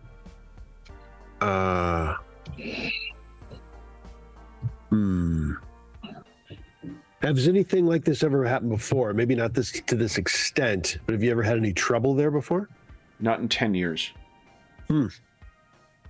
We've had fools shoot in the air. We've had the building clipped for nothing. And she gestures to the photos on Ika's phone. Nothing like this. So if you are, when you get to the table, Jack, Ika, another dwarf, says, Ika Kraus, this is Professor Magdalena Krila. This is Ali Jack. Jack? Yes, I'm Ali Jack. Hi. Hello. Maggie kind of looks at you. Are you Worms?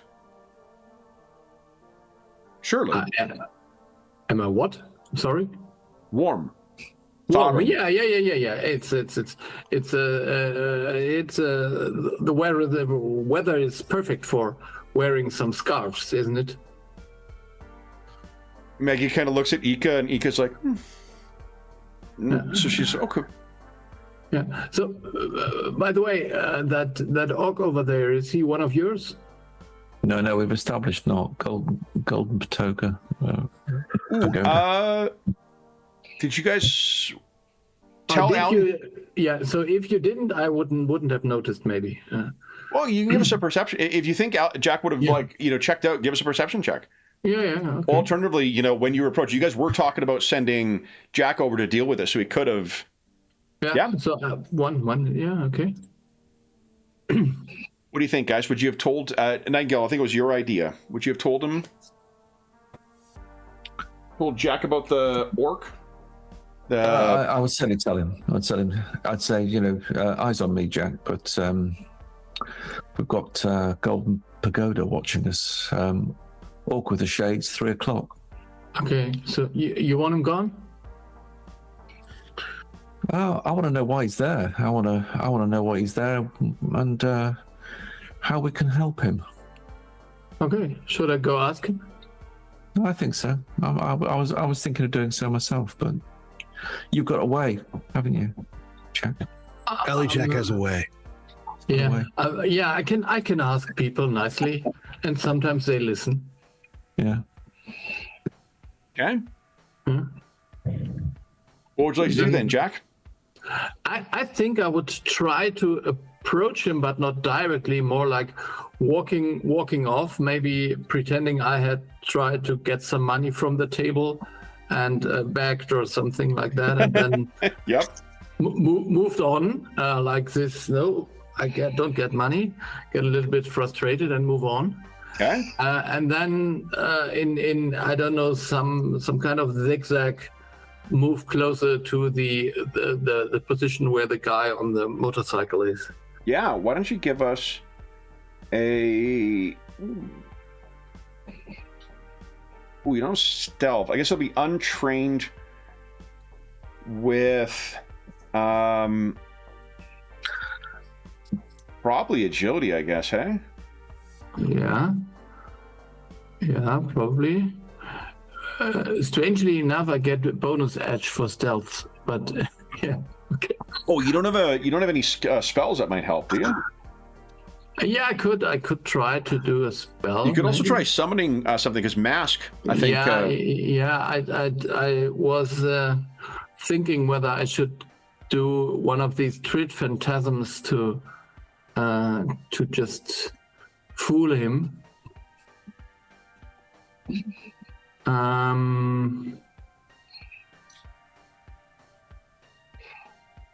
But at the moment, I would say I just try to go a little bit nearer without. Yeah, sure. Give us a. And then I try the unskilled one Yeah.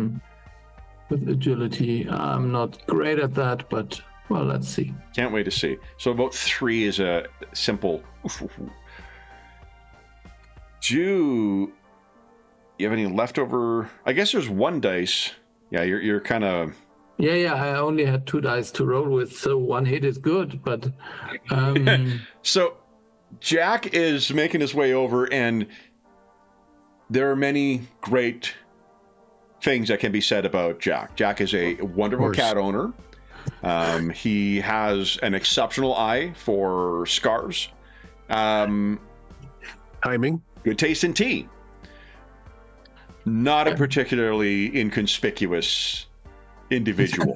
Those scarves. I mean, how can you see? If I may indulge in some slang, and not an inconspicuous cat. So you're making your way over. What do we see that is it's not comically bad, like you didn't critical fail, but like you're not being stealthy at all. What do you think?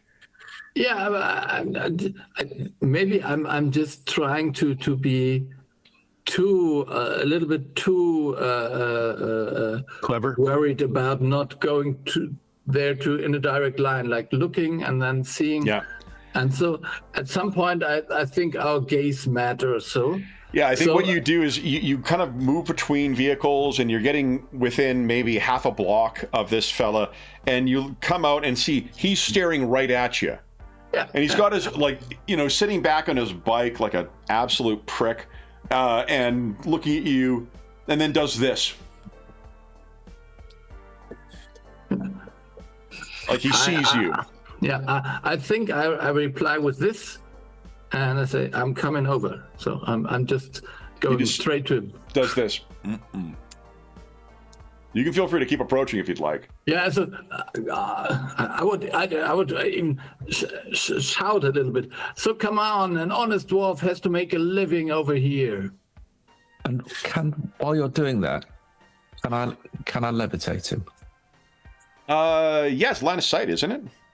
Line of sight. Yeah, so you can. Yeah.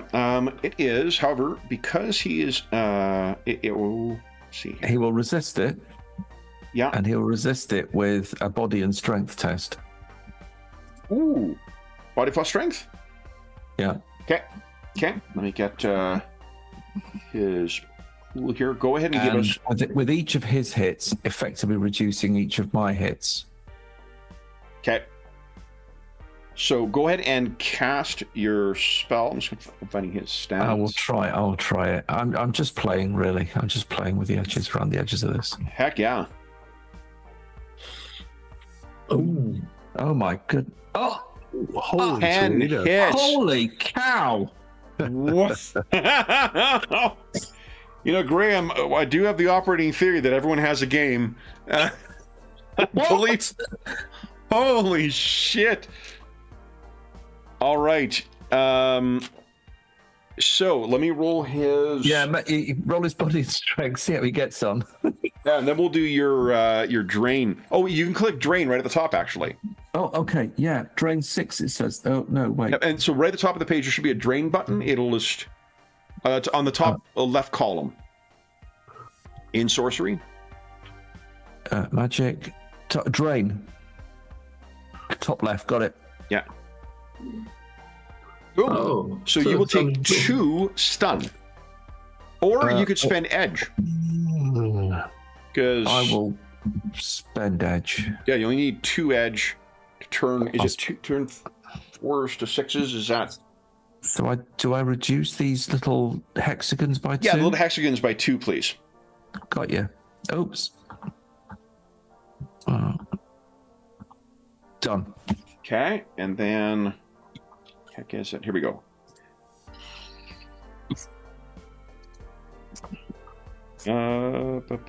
Is 4s to 6s only 1 edge? Yeah, one for each die. So. 1 for each die. Beautiful. So we haven't seen you work your magic yet, Nightingale. What does it look like? I think there is a sort of a vocal element to it. Okay. So I will speak. Hey, Kevin, what's the name of the of Elvish in the Shadowrun universe? It's Sparethiel. So so I think you'll see Nightingale in a sort of almost like a sing-song way will start to speak some Sparathion sort of phrases, a short Sparathion phrase, and she will, and there will be a somatic, a sort of a component where she'll twist her hand suddenly and then just go. And what you see is I only rolled 2 hits on mine, so that's a net 8 in it. So he has to stay in line. The minute they're out of sight, they become earthbound.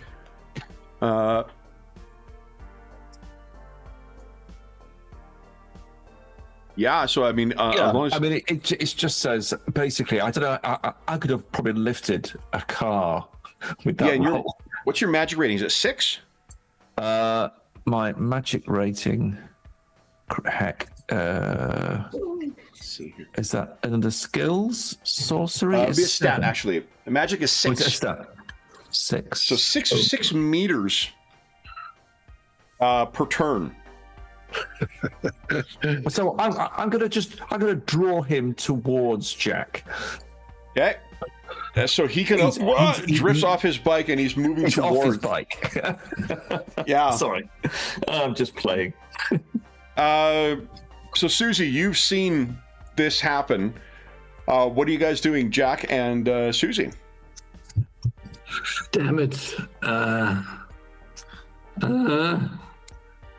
Now that's not good. Maybe he will shoot at me. Come on, why did you do that?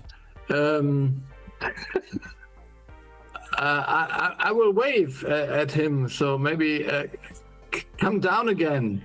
So that's not good sport to fly away. Okay. I say into the comms, Ali Jack, you could act surprised, like you didn't know how it happened. And then I kind of chuckle and sit back in my chair watching the show. So he will draw a weapon. Yeah. And Jack, do you wish to do anything? Yeah, I think now I have to do something else. I will try to use my chaos spell. Okay. To leave them disorientated and confused. Okay. So let's see if that works. go ahead and give us your cast. Oh, that's only 3. Oh. Okay, so they will willpower and logic. Fortunately, he is not. Yeah, wait a minute. I think I would maybe spend some edge. Yeah. Also, Sure. if I can move him such that he's behind a tree, when I see him pull out his gun, like I move him so. Well, see, as soon as you lose line of sight on him, you're gonna. He'll that's drop, true. right? Yeah. Okay. Maybe not. Yeah. So Okay. I think I should do something to. Sorry, Ingolf. You get 1 edge of a use an edge action. I think, but 4 edge. Yeah, I think I would just spend 2 edge to roll 2 dice. Okay. Makes we roll 2. But didn't do any good. But it's Okay, 3. But you did get a net of 1, so he gains condition of confused 1. 1, yeah, that is something. It's not on my GM screen. So it makes a -1 for each of its Dice pools. Okay, cool. Okay, so he seems a little like punch drunk. Ika, kind of seeing what's happening, says, "Should we stay?" To you, Susie. Oh well, no drain at least. Yeah. Oh, good. I kind of forgot they were there momentarily. I mean, very momentarily. Yeah. I'm watching the show a little bit, fingering my my blade, pommel, and what? I'm assuming your blade, walking around with a sword in. Whatever I have. I mean, Yeah. whatever. I guess your pistol is probably what's on you. Okay, so no one will even walk around with the sword, huh? Depending on the neighborhood. Like, if you went to the sprawl, you would carry around your assault rifle. No one would give it, like, who's going to stop you. It really is depending on where. Cabbagetown is close enough to, this is sort of on the border with the university, so I see. I think it's Knight Errant is it's changing over to, because Ares is pulling out, it's Lone Star, I think, is the megacorp. That is the cops that are here. Security. Okay. Yeah. Okay. So I just have my pistol. We determined, is that right? Probably? Yeah, that's right. Yeah. Sounds good. I'm kind of pawing my kind of absentmindedly the grip, but I'm like, how far away would I say? A block? Are they a block away? How far away is for where they're? Yeah, it's probably guy. a block away, and then Alley Jack is sort of halfway between, and he seems to have done something to him. Ika says, "I know a place. Come on." Okay. Yeah. Why don't we do that? Nightingale. Well, I'm going to escort them somewhere, and I may be back. Okay. Okay. So the 3 of you leave. Nightingale and Alley Jack, what do you wish to do? This guy's a little confused. He is drawing a gun, which is sort of causing people to freak out a little bit.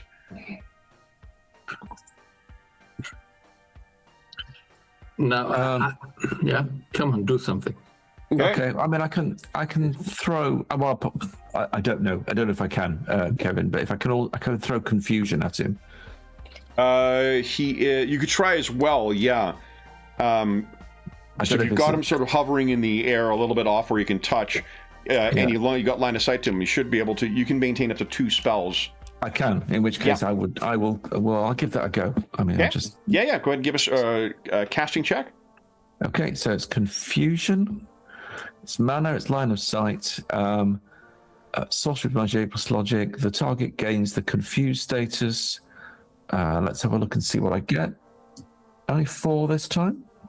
I only rolled 1 hit.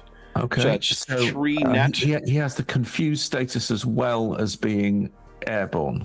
Yeah, so he's now confused 3 because I don't think they stack. I think you take the highest outcome of the 2. Yeah.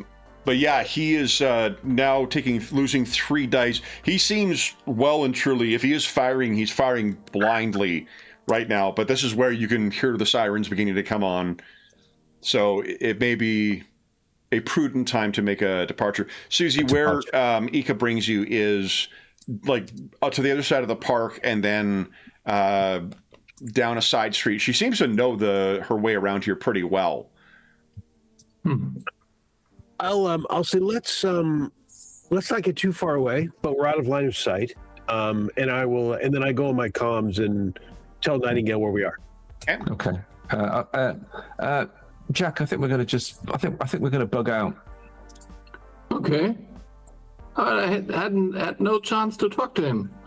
Sorry, that was me. I got carried away. Okay, yeah. Okay. If you guys retreat, as soon as you lose line of sight, Nightingale. I'll time it. I'll hold as long as I feel I can.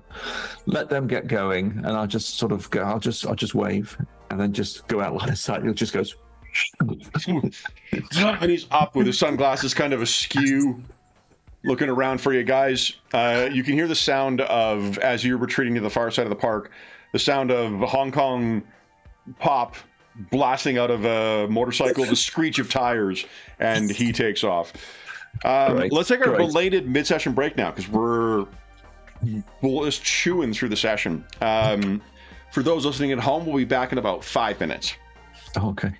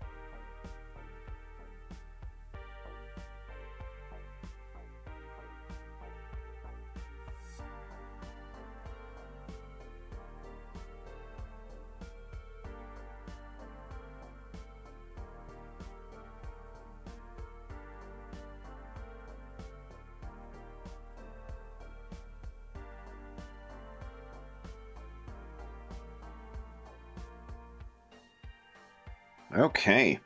Hey, everybody in chat. Hope you are having a wonderful weekend. Thanks for joining us in the 6th world.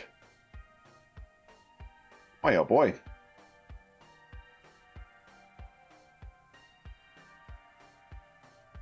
All right. Okay.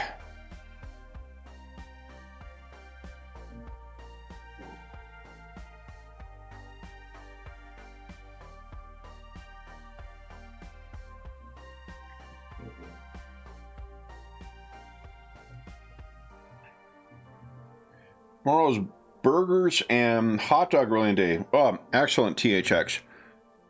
It was that kind of weather here earlier this week, and now today it's fucking snow again. So the mountains are unforgiving. All right.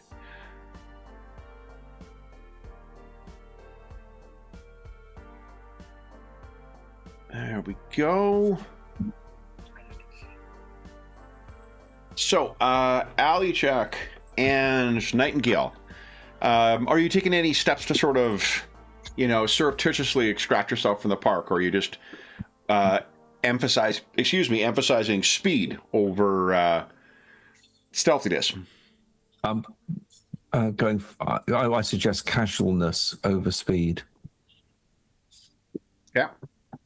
So it doesn't take long for you to navigate your way through and then find where Susie, Ika, and Maggie have made their way to a whatchamacallit, kind of like a back alley.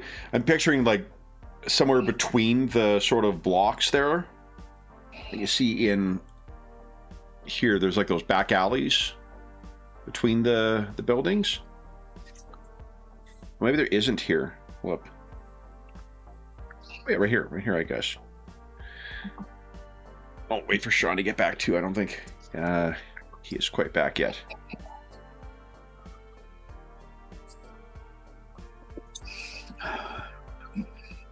It was good fun to actually just kick the tires a bit on the magic system. Heck yeah! Just give that a go. Yeah. No, and it's cool. Like that's a big result from it as well. Yeah. I think it's based on weight, so it's 50 kilos for each hit. So I could have put half a ton. I could have brought the entire bike up, to be honest. And then go ahead, Dingolf. No, I was just saying that would be wise. I mean, he wouldn't like us right now, and he would actually hate us, really, if we had killed his bike as well. Yeah. So you guys reposition in what we said. Sean is the. Oh wait, Sean's working on a audio issue.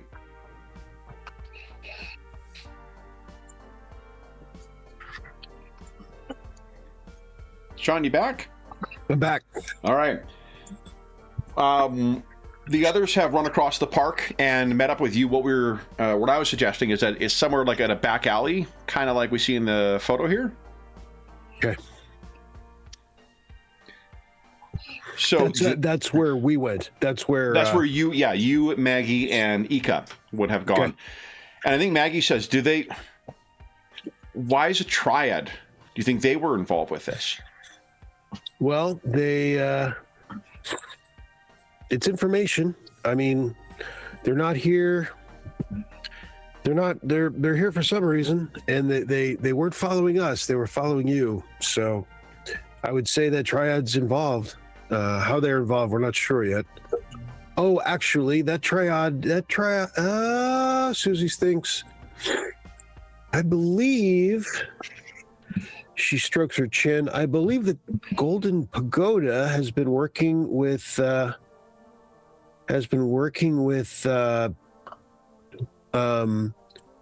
Wuxing, and the Mega Corporation.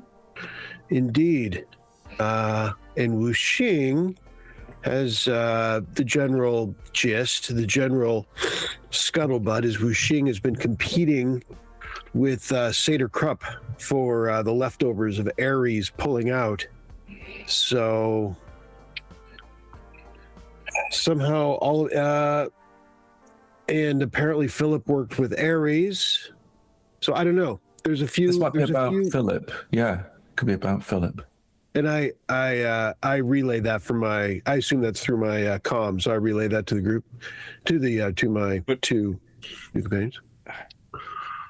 Yana has been working. I've been her thesis supervisor for a year and a half. She would be defending her master's thesis in the spring.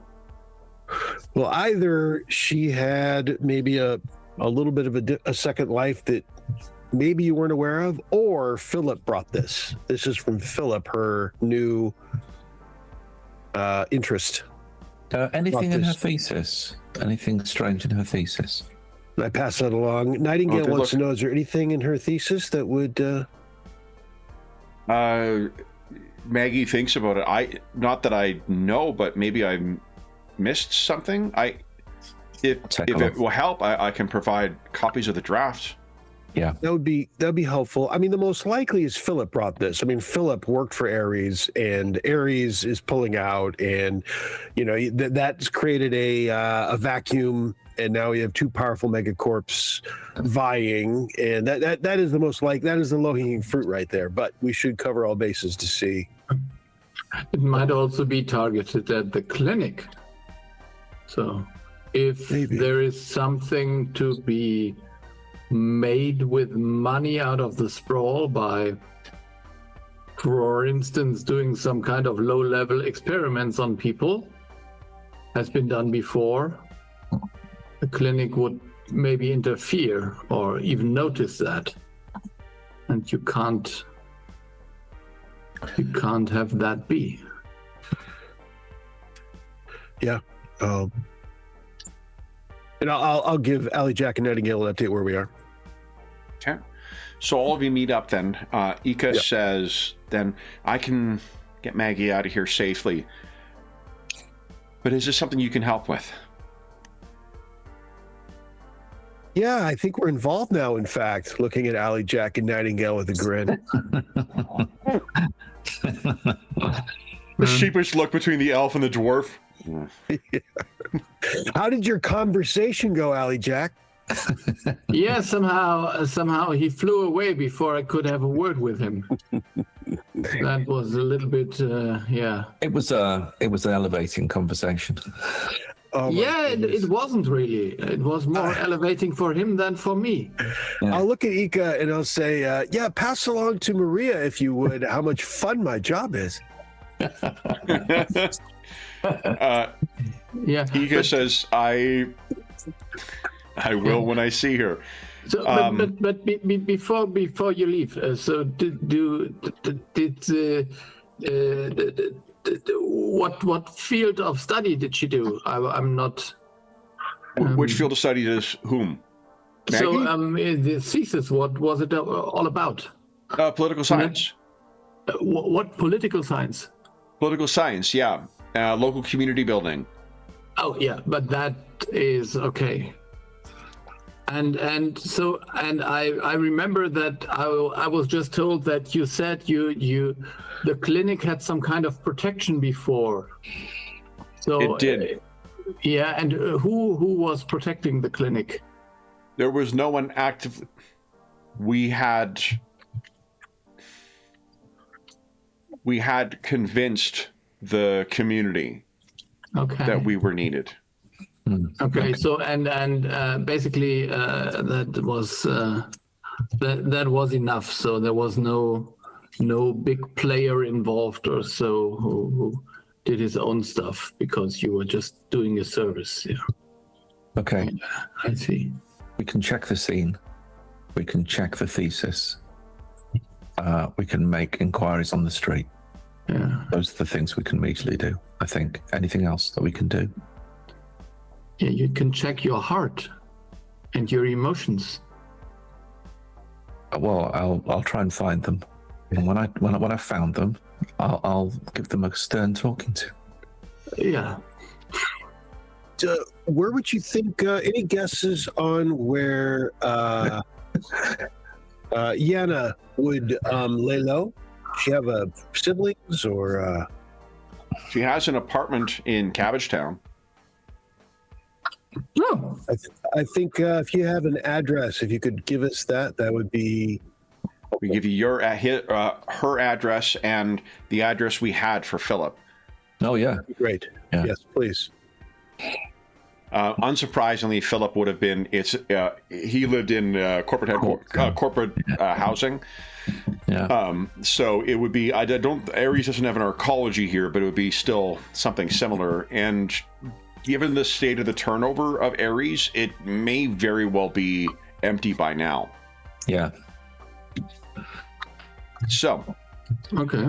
Then That's no problem to die for. Ika says, if you need anything further, please, you can contact me. Thank you. And please thank Maria as well. I will do so. Stay, keep alert. I mean, you were followed this time. I doubt that will be the last. I mean, you shouldn't assume.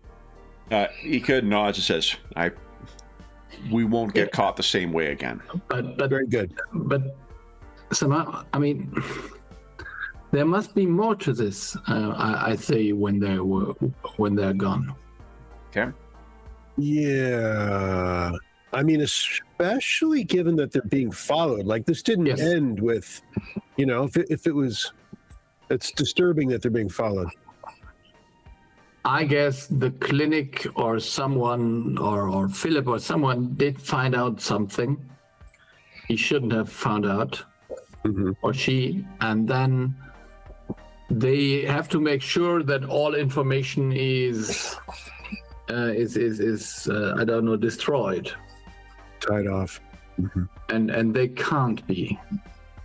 So, but why are they following the professor? Unless she was closer to a student than she might have said. I don't know. I mean, I guess it's good in a sense. I mean, maybe manufacturing a bit of good news. They took extreme measures against the clinic, and we can be grateful they're not taking those measures at this time with the professor and Ika. They're following them, not shooting at them like they did the fixer, whoever the target was. Let's presume it was the fixer, hopefully, at the moment. Yeah. So, but then you say it might also be directed against the clinic and has nothing to do with Philip at all. It's possible, but that feels like the outlier to me. But we don't know. So we don't know. I think it is. It has to do everything with the clinic. I'm pretty sure about that. Even though Philip works for a megacorp in the middle of one of the major moves in the city right now. Yeah, but I think maybe it is related. Maybe Aris did some experiments. It could be. Not unheard of. And why would they need a fixer? I mean, the presence of a fixer alone in a clinic like that. I mean, I don't know when the last time a fixer was in that clinic, but if the number was 0, I don't think it would shock any of us. No, like a fixer meeting somebody in the Barrens. That's what it's called, not the Sprawl. This is the Barrens. So meeting someone in the Barrens, even at a clinic just gives you a place to meet. You're meeting the Barrens to drop something. Like at the end of a Shadowrun, when you're offloading other shit that you've secured, it's a fixer you'd meet with to offload the stuff.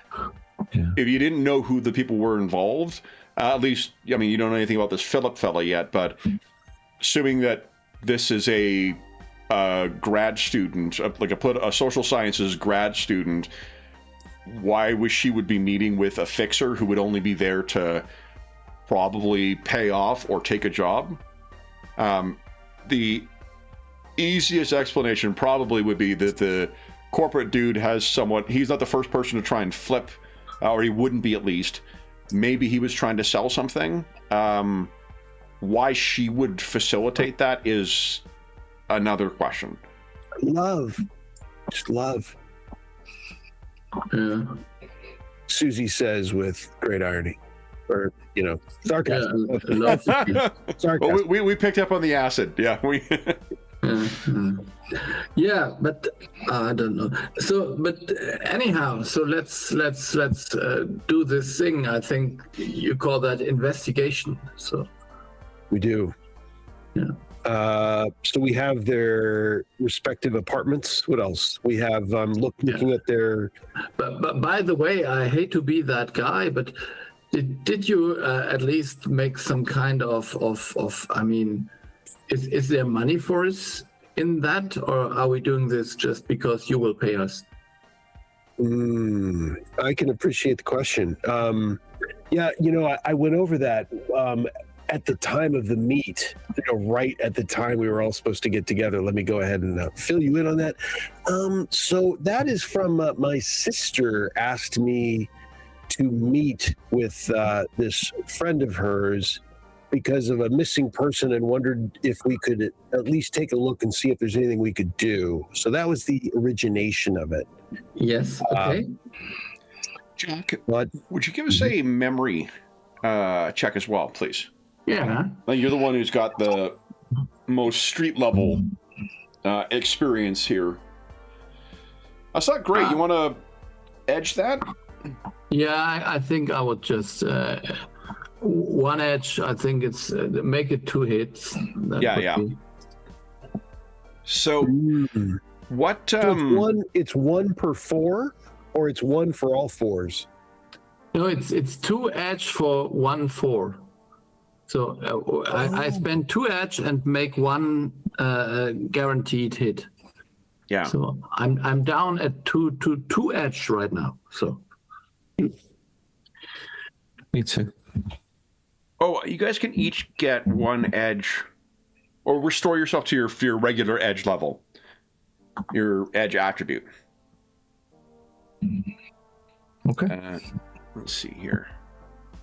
Add 1 to a single. So you added 1 to a single die, is that right? Yes. I For see. 2, Gotcha. for 2 edge, I added 1 to a single die and made Gotcha. 1 4 to a 5, which made an extra hit.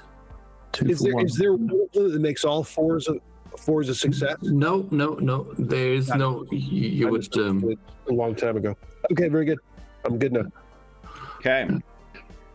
But I think if you spend 5 edge, you make an auto success or something like that. So I got you. you can do a lot with spending 5 edge at once. I got you. Yeah, and then just trying to remember recovering edge. Gaining edge. Here we go. Social situations can provide edge to one side or another. At the beginning of an attack or hack action, compare. Yeah, right. The attack action. Blah blah blah. Players can gain edge through role playing. Okay, good. Excellent. Oh yeah. For yeah. So, and Sally, you're already at your max of 7.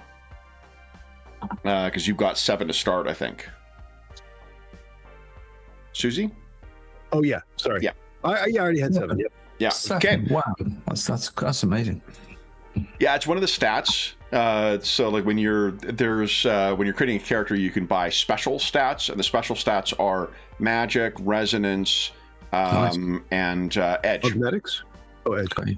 Yeah, Okay. so cyberware and like bioware and stuff like that cuts into your essence. Your essence is always a 6, and then like that's how much stuff you can put into your body before your body just stops functioning because you've got too much. There's also something called cyber zombies. You can use exotic magic and shit like that to try and push the body beyond that limit and make it like freakishly cybernetic things, but they are monsters. They are really no longer like living or thinking in the way that we would recognize as a thinking thing. Cyber zombies generally are kind of out of control murder monsters. It also means that like the more cyberware you've got, the less sort of, the more kind of off-putting you kind of are. Not to say that you're off-putting, Susie, but yeah, come on. What would be the use to 6s exploding since 6 is already a success? You roll another die. It could be another success. Oh, you roll another die. Gotcha. Yeah. Got it. Like it. Okay. So what is the plan? You guys are currently at the afternoon still, and then you haven't mentioned it, but Nightingale, you had that Siren. Siren wanted to meet you after dinner as well. Oh yeah, okay. There's that. So I probably need to do that, guys. But yeah, I have another question for you. I mean, I'm not sure where we should start now. Maybe go to her apartment. I think going to her apartment was my favorite. all right, there's that, or there's the scene. I'll tell you. The only other thing is, since Philip's apartment has a more finite life to it, we could drop by to see if there's anything left, or if Ari's has already moved on, because his is going to get broken down quickly, and we may be too late. We may not be. That's the other way to go. Just a reminder, number 2 is where Cabbagetown is. I don't know what there was a guide to the thing. I don't know what happened. Where I managed to erase the guide but keep the numbers when I set up the map. So apologies, guys. The legend, I guess. Mystery. It's mystery is what it is. Yeah, that tantalizing. Ooh, Kev, what's 10? Tell us what 11 is. Yeah, I love it. Scarborough. It's like a faded. That's a faded, a slightly faded English seaside town. Nice. I say faded. That's not fair, but it's Yeah, whatever. Jeez. Wow. Not far. Yeah. So I think to give Andrew, I believe, lives up somewhere around here. Oh right. Okay. Yeah. I mean, whatever it is, 56 years in the past or 54 years in the past. Yeah. But yeah. Because he's in the Greater Toronto area. So Cabbagetown is right here, where you guys are. The college is just adjoining. The Jane and Finch Barons are. Let's see. Way up here. Yeah, we should go to the apartment first, for sure. Okay. All right. Let's do it. Yeah, and let's see here. Aries would be downtown somewhere here. Let's see. Downtown. The difficult with downtown. Downtown's going to have a much higher control rating, which means more eyes, more scanners, more stuff. So those of you who are bearing arms, wearing armor, or Susie, do you have any cyber weapons in your body? He asked, knowing that I think you've got cyber spurs. Okay, I didn't. I'm. They're not. Bone lacing. Yeah, you have retractable spurs. What do those do? I didn't know what those do. You ever heard of a kind of obscure comic character named Wolverine? Oh. Yeah, that's what spurs are. Sweet. I like the sound of that. Yeah, so your one cybernetic arm has retractable blades in them. Sorry, not sorry. No. One more time, Kevin, you said this new neighborhood, it is more restricted or less? The Aries is, yeah. So it just, you will need to, it really just means keeping a lower profile. The consequences of, if you're caught with the weapons, you're more likely to have the police, make issues for you, particularly given that all of you are sinless. So what does a pistol look like in this situation, in this neighborhood? Let me double check, actually, because I've got, there are neighborhood ratings for that. I think, I don't know if we have it, but normally we would all have a fake sin at least. As You have a at least a starting- fake one, yeah. Yeah. Let's see. I might have to get out the armor then. My armor's built in. Fortunately, Wow. you do have your armor spell that you can easily cast too. There you go. There you go.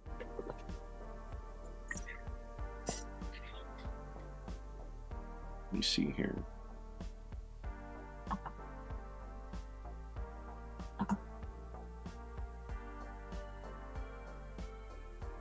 Oh, security zone ratings. There we go, 238. All right. This is one of those things that's been in the game since at least 3rd edition, and I think earlier editions too. Mm. Okay. I mean, perhaps a conversation of the time, but has the game significantly evolved over 6 editions? Yeah, the big jumps were from 3rd to 4th. There was a complete reworking of how dice pools were used. And then there's a big jump from 5th to 6th, where it really dialed back the complexity of the game. Okay. So, if you want to identify the sort of fissure points for the edition wars, 3rd to 4th, but even like 2nd to 3rd had edition warring as well back in the day. So, like, Shadowrun was one of the early pioneers in people bitching about new editions. Gotcha. Ingolf looks like fucking veteran. Yeah. It is. Yeah. There used to be the thing about the allergies of the meta-humans, and gosh. Yeah, it is. Yeah. Yeah. The thing is, if you talk about Shadowrun Online, you would find a lot of people that like the game, but everyone likes a different edition. Okay. And they couldn't even agree, and then it ends in some kind of shouting match because Marvelous. Yeah. Like, really, if you like sort of the way that the old system, the like 1st to 3rd edition, sort of how they'd use the single dice pools from single sources, and you had a spendable dice pool, so you could augment, you had a combat pool and other shit. 3rd edition is kind of the most complete version of that. If you want the crunchiest version, 5th edition is definitely that. And this is sort of a very streamlined, very abstracted. You kind of need to be mindful of what the edge is such an important component that I still truthfully I haven't run the game enough to get a feel for how much I should be giving out, how much we should rely on. But the simplicity of the dice pools and the task resolution stuff in this edition it really appeals. Mm-hmm. And there have been a number of Shadowrun retro clones released over the past years, which try to capture the spirit of older editions like Sinless and so on. So, I remember you promised promoting Chromatic Shadows, was it, to Ingolf? That was one of your... Yeah, Chromatic Shadows, but it is it has some ideas of Shadowrun, but it is a different game. It's like more Cthulhu meets cyberpunk than fantasy meets cyberpunk. Okay. Yeah.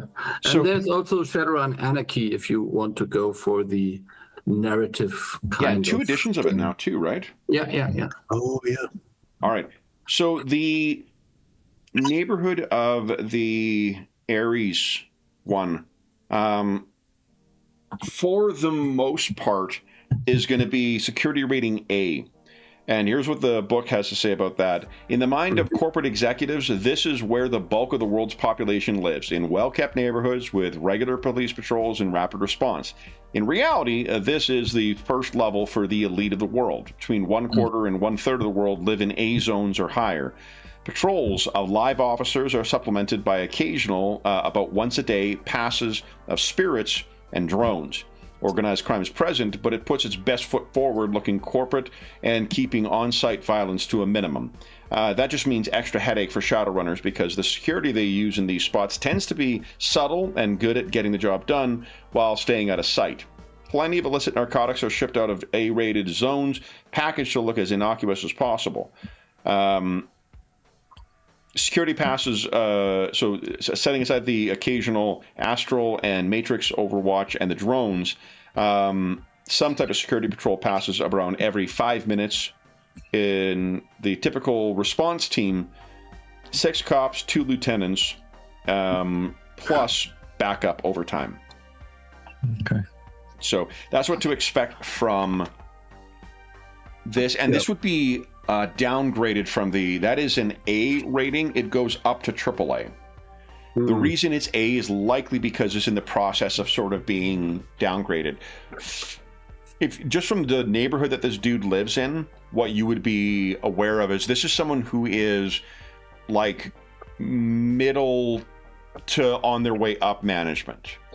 So it's someone who is not a mover and shaker moving around the globe dealing with it, or at least telecommuting. It is someone who is either their career has stalled at a certain point or they are on the upswing. Okay. So is my sense, is it a bad idea to bring the pistol? To there, do I depends on what you intend on doing. Like that's just like going through the neighborhood with the pistol. Being caught with it is going to be a problem because I don't think you've got a license for it. But it's a matter of getting caught. But what are you intending on doing? Like you're just trying to. It's not a real big contact task here. I mean, by plan, by intention. Another thing you can do is you can call on contacts. Like the whole point of the contacts is for you to be able to get information from them. The rating you've got on there is the value of their connection. So like what skill you'll use to try and connect them. Well, there's 2 things. I can't remember. One of them, it tells you like how much influence they have, and one of them tells you how much they like you. I think the first one is their actual influence, and the second one is how much they actually like you. Oh, I see. Yeah. Yeah, everybody has them, right? Yep. Yeah. Yeah. First is Thank heavens I have an urban brawler contact. Connection. Let's go. A corporate wage mage here. Yep. That means it's a someone who works who's like on staff. Corporate mage. HR. That's like an HR guy. No, more like they do magic shit. They're the ones who control send the spirits out to do Overwatch, or they may be involved in research or something like that. Well, I have corporate exec C2. So C2L1. Yes, C is the connection rating. So that's how important they are. So like someone who's new in town might have a 1, a gang leader might have a 4 or so. The mayor or state politician might have a 6 or a 7. Well. And then the loyalty is the second one. Mechanically, the way it works is you roll double the connection to see what they know, and then we roll your loyalty, which is your influence plus your charisma plus their loyalty, and that's how many of those successes they rolled on their connection that you're able to access. Yeah. And the first roll is made in secret by the game master, so you don't know how much the connection really knows or can do. Yeah. And because we haven't really established any of these contacts yet, too, you can feel free to flush that shit out like we did with Posey. Well, I guess I'll leave my pistol at... I'll leave my pistol at home. Before you make that decision, like, why don't you guys think through what is it you're intending on doing there? I think we're just going to check out. Go ahead. You know what you say? Yeah, I think if we just go to look at the apartment, why don't you take your pistol with you? I would say that we will certainly meet one of these Chinese guys next to the apartment. So, because it's corporate housing, if it's an apartment, you're probably going to be able to see the outside of the building. I don't think you're getting in unless you've got some plan for getting past corporate security. The corporate housing in Cabbage Town, where the student. Are you talking about Phillips? No. I'm not talking about Philip's apartment. Oh, okay. Yeah, if you're going to Yanni's apartment, you're fine walking around with your pistol and your armor in Cabbage Town.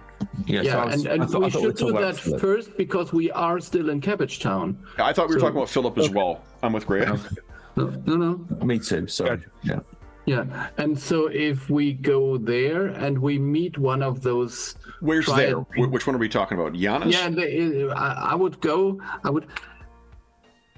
stay in Cabbage Town, visit this woman's flat, and then go somewhere else, because it makes no sense to first go somewhere else and then come back. That's fine. That would be the lazy man's explanation of why we have to do it this way. Okay. So then, and Alley Jack will be upset, Nottingham, if we don't do it this way. So we should. Alley Jack does seem a little more on edge than usual, I will point out. And he seems edgy. He does. Yeah. Yes, and he is, but yeah. So we'll head to the. It sounds close. Let's head on over. So how are you guys thinking of doing this? I don't think anybody's got a vehicle. So you could, I mean, like hire cars are a thing in Shadowrun as well. So you could just take that or public transit.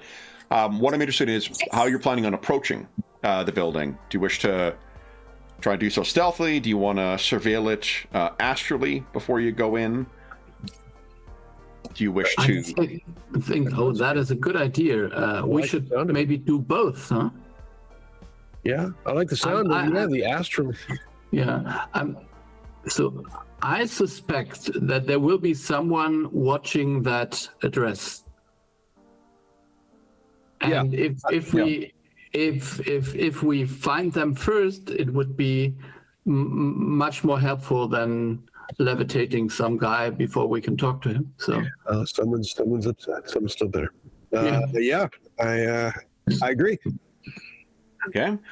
So, but then again, maybe there's magic at work. So So, do you want to go and do the ascending, or should I do? I think you should. Okay.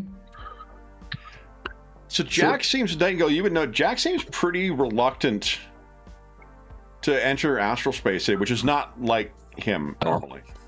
Okay. Is that all right?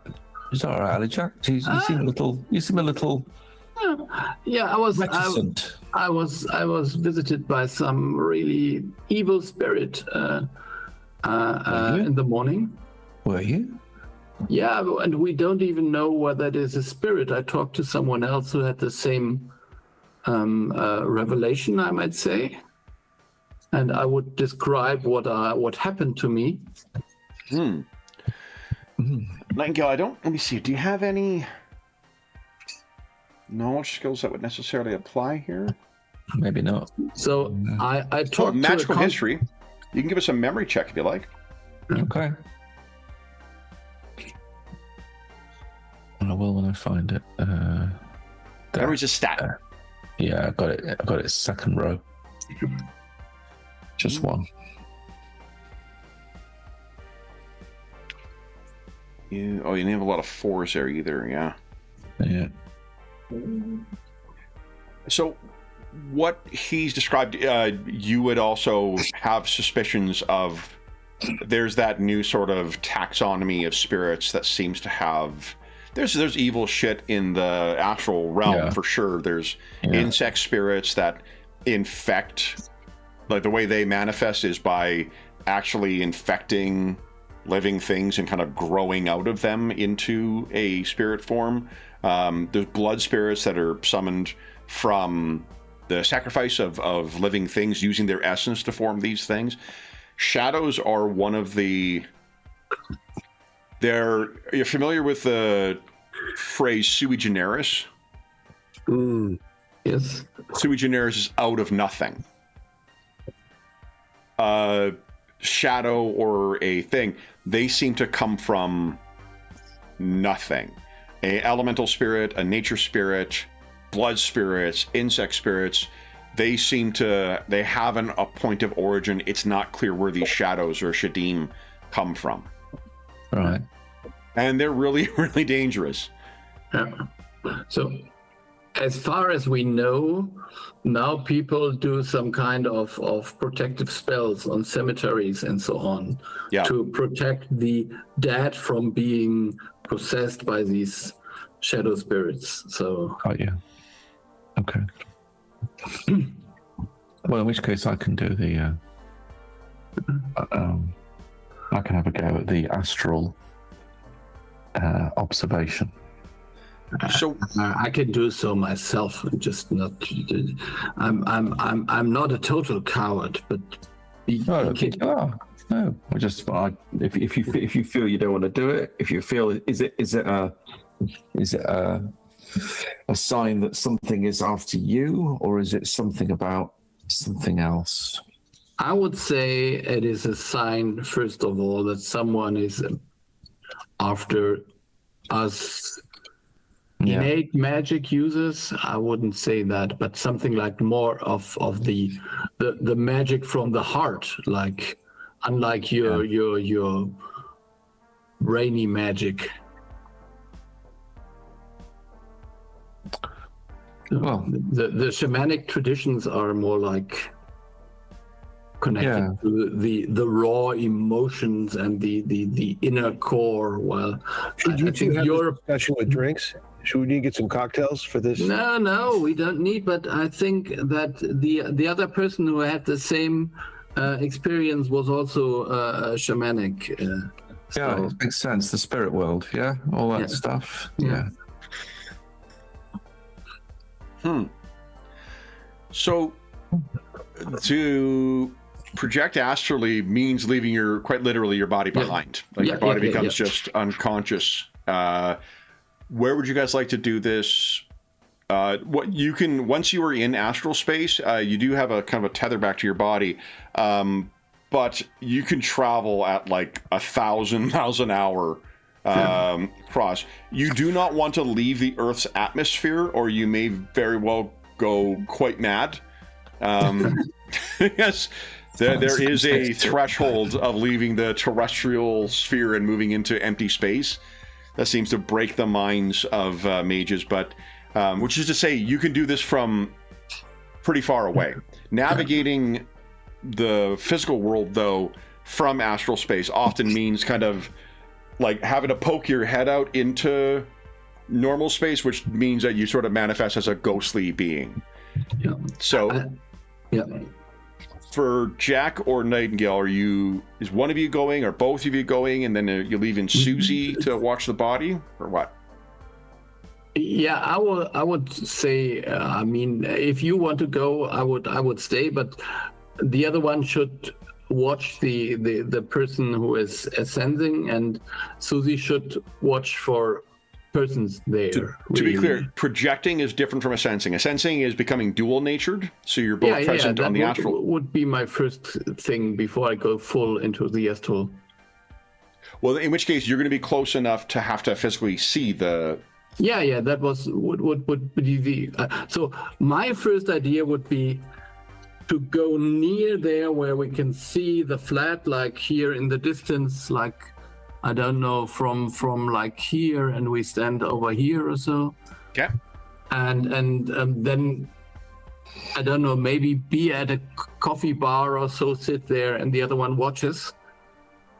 And Susie could watch whether there is a person watching the flat from somewhere in the street or so. That would be my approach if you have something different in mind. Yeah, it's fine. Okay. So then, does Susie have stealth? Or any training in stealth? Yes, she does. It's not phenomenal, but it's it is combined with your agility, which is at a 6. Okay. So that'd be an 8. So reasonable. Respectable. Yeah. So Susie, do you want to reconnoiter in there first? Yeah. So why don't you give us a stealth check, please, first? Okay.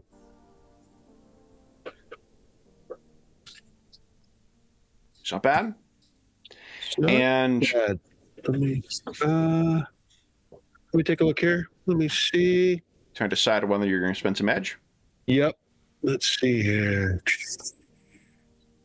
For the price, let's see, that's 4. That's too much. But I could change a couple of those 4s. You need to? Yeah, let's have some fun. Let's spend a couple edge. We'll turn those 4s, and we'll get a total of 5 successes, I believe, if I understand. Beautiful. Okay. Then would you kindly give us a perception check as well? Okay. Well, that's good. Again. Let's force too much again. I mean, I'll do I'll the tell you, same. you only need it by one. If you get one more hit. Yeah, I will spend out of that 4. I will change the 4 into a 5. You got it. Okay, so why don't you tell us what it looks like as you reconnoiter? I like Engel's suggestion. Why don't we suggest that this is sort of where, you're looking to explore? She lives above the home hardware. I think we've completed our Canadian content then. Yeah, I'm going down checking shops, looking at windows. Genuinely, this is non sequitur, but I either it's by someone who is Canadian or someone who has taken the time. There's a reference to Tim Hortons in 30 Nights, which is a very Canadian thing. Nice. There are one of our ubiquitous donut and coffee chains. They have 2 kinds of coffee. Both are utterly undrinkable. They're just fucking awful. But their donuts are incredible. I love their donuts. So I mean, they had to get their Canadian content too. They had to get some. It is, yeah. It's genuine, and it's because it's Shadowrun. It's combined with something. It's like Tim Hortons something hyphen whatever. But yeah, Tim Hortons exists canonically in the 2080s in Toronto. So they made it. They made it all that time. Yeah. Whether their hockey camp still exists is another question. Ooh. Mm-hmm. Well, I'll be looking in, window shopping and kind of briskly going by and keeping my face sort of turned away from the street, but taking little looks and folding around corners and. You're whatchamacallit, Cyberrise. I'm trying to remember what augmentations. Most likely they would give you bonus edge. Oh yeah, I got my contacts are for image link, low light vision, and smart link. Okay. So you can take 1 edge back from what I gave you. Basically, each round you can get a potential of 2 edge at the start of the round where we sort of assess the situation when we're in combat. If we were in combat, we would be doing that. Or if I was a responsible GM, we would be doing that as we go into scenes as well. But what you would see, you can tell us how you sort of maneuver around this. There is a sporty little like 2-door vehicle that is parked kind of across the street from where the apartment is, and it's one of those ones that has like the tinted windows. It definitely it's like something that someone actually drives, not just a rigger who's cybernetically connected to it, or a drone vehicle. And when you go by, they've got for whatever darkness there is inside there, they have the window cracked just a bit because someone is smoking inside there of faux nicotine or whatever else. There are 2 men who have definitely gone shopping at the Triads R Us store. Oh no. And they are observing it. They seem to be completely unaware of you observing them. But yeah, you're not wrong. 2 watching the frontier. I will say it into my comms. Looks like we got a couple of Triads sitting on the place in a car. Someone answers in Cantonese. Who's on this channel? 2 pieces. I'm going to have some Thai. They wouldn't speak that. They would, of course, speak Sparethiel. Okay. A running joke in our Warhammer Fantasy game is I can never remember the name of the Elven language. I can remember that is Khazalid for the dwarves in the old world. I can never remember the Elven language, so I always call it Sparethiel. Okay, yeah, but that seems fine. It seems to be the appropriate name. Exactly. But you mentioned Jack and Nightingale. You guys are at like a cafe, soy calf kind of place. Yeah. So now we could really think about the astral projection stuff, because I mean we could see if they have some magic on them, but for me it seems like more the usual gang people, if I understood Susie correctly. Yeah. So then let's have a peek into the flat. So I think Nightingale, you should do that. I'll do it. I've made up my mind about it. Okay. So are you just gonna put your head down in the cafe and then project? Okay. Yeah, and I will watch him and make sure that no one. Go ahead. Sorry. Finish your thought. No, I just wanted to make sure that no one, I don't know, slaps him too hard when he Takes his coffee. projecting. Yeah, something like that. Okay. I'll pick out a spot to keep an eye on the car, off to the side. Cool. Okay. So you, let's see here. Is there a tab for Astral? Yeah, I look for it. There is magic. I didn't see Astral. Have you seen it? Oh, I've got Astral Initiative. Yes, that's okay. Countering perception. That's about it, I think. Yeah. Okay, cool. I just can't remember how. Yeah, I don't see any. Sure, great. So to give you context for what the sort of cosmological space might be, people can, when you summon spirits, typically, what you can do is you can task them. And until the end of day, they have however many successes you get, that's how many tasks you can put them to. Tasks can include watch this place and attack anybody who comes in, or watch this place, come tell me when you see them. So it's a programmed thing. Yeah, precisely. There's also astral architecture where wards, basically like barriers that are spaces that you can place up to prevent, looky-loo mages or spirits or whatever going in. But that shit's pretty directly related to how powerful they are. So a really potent ward will be brilliantly bright.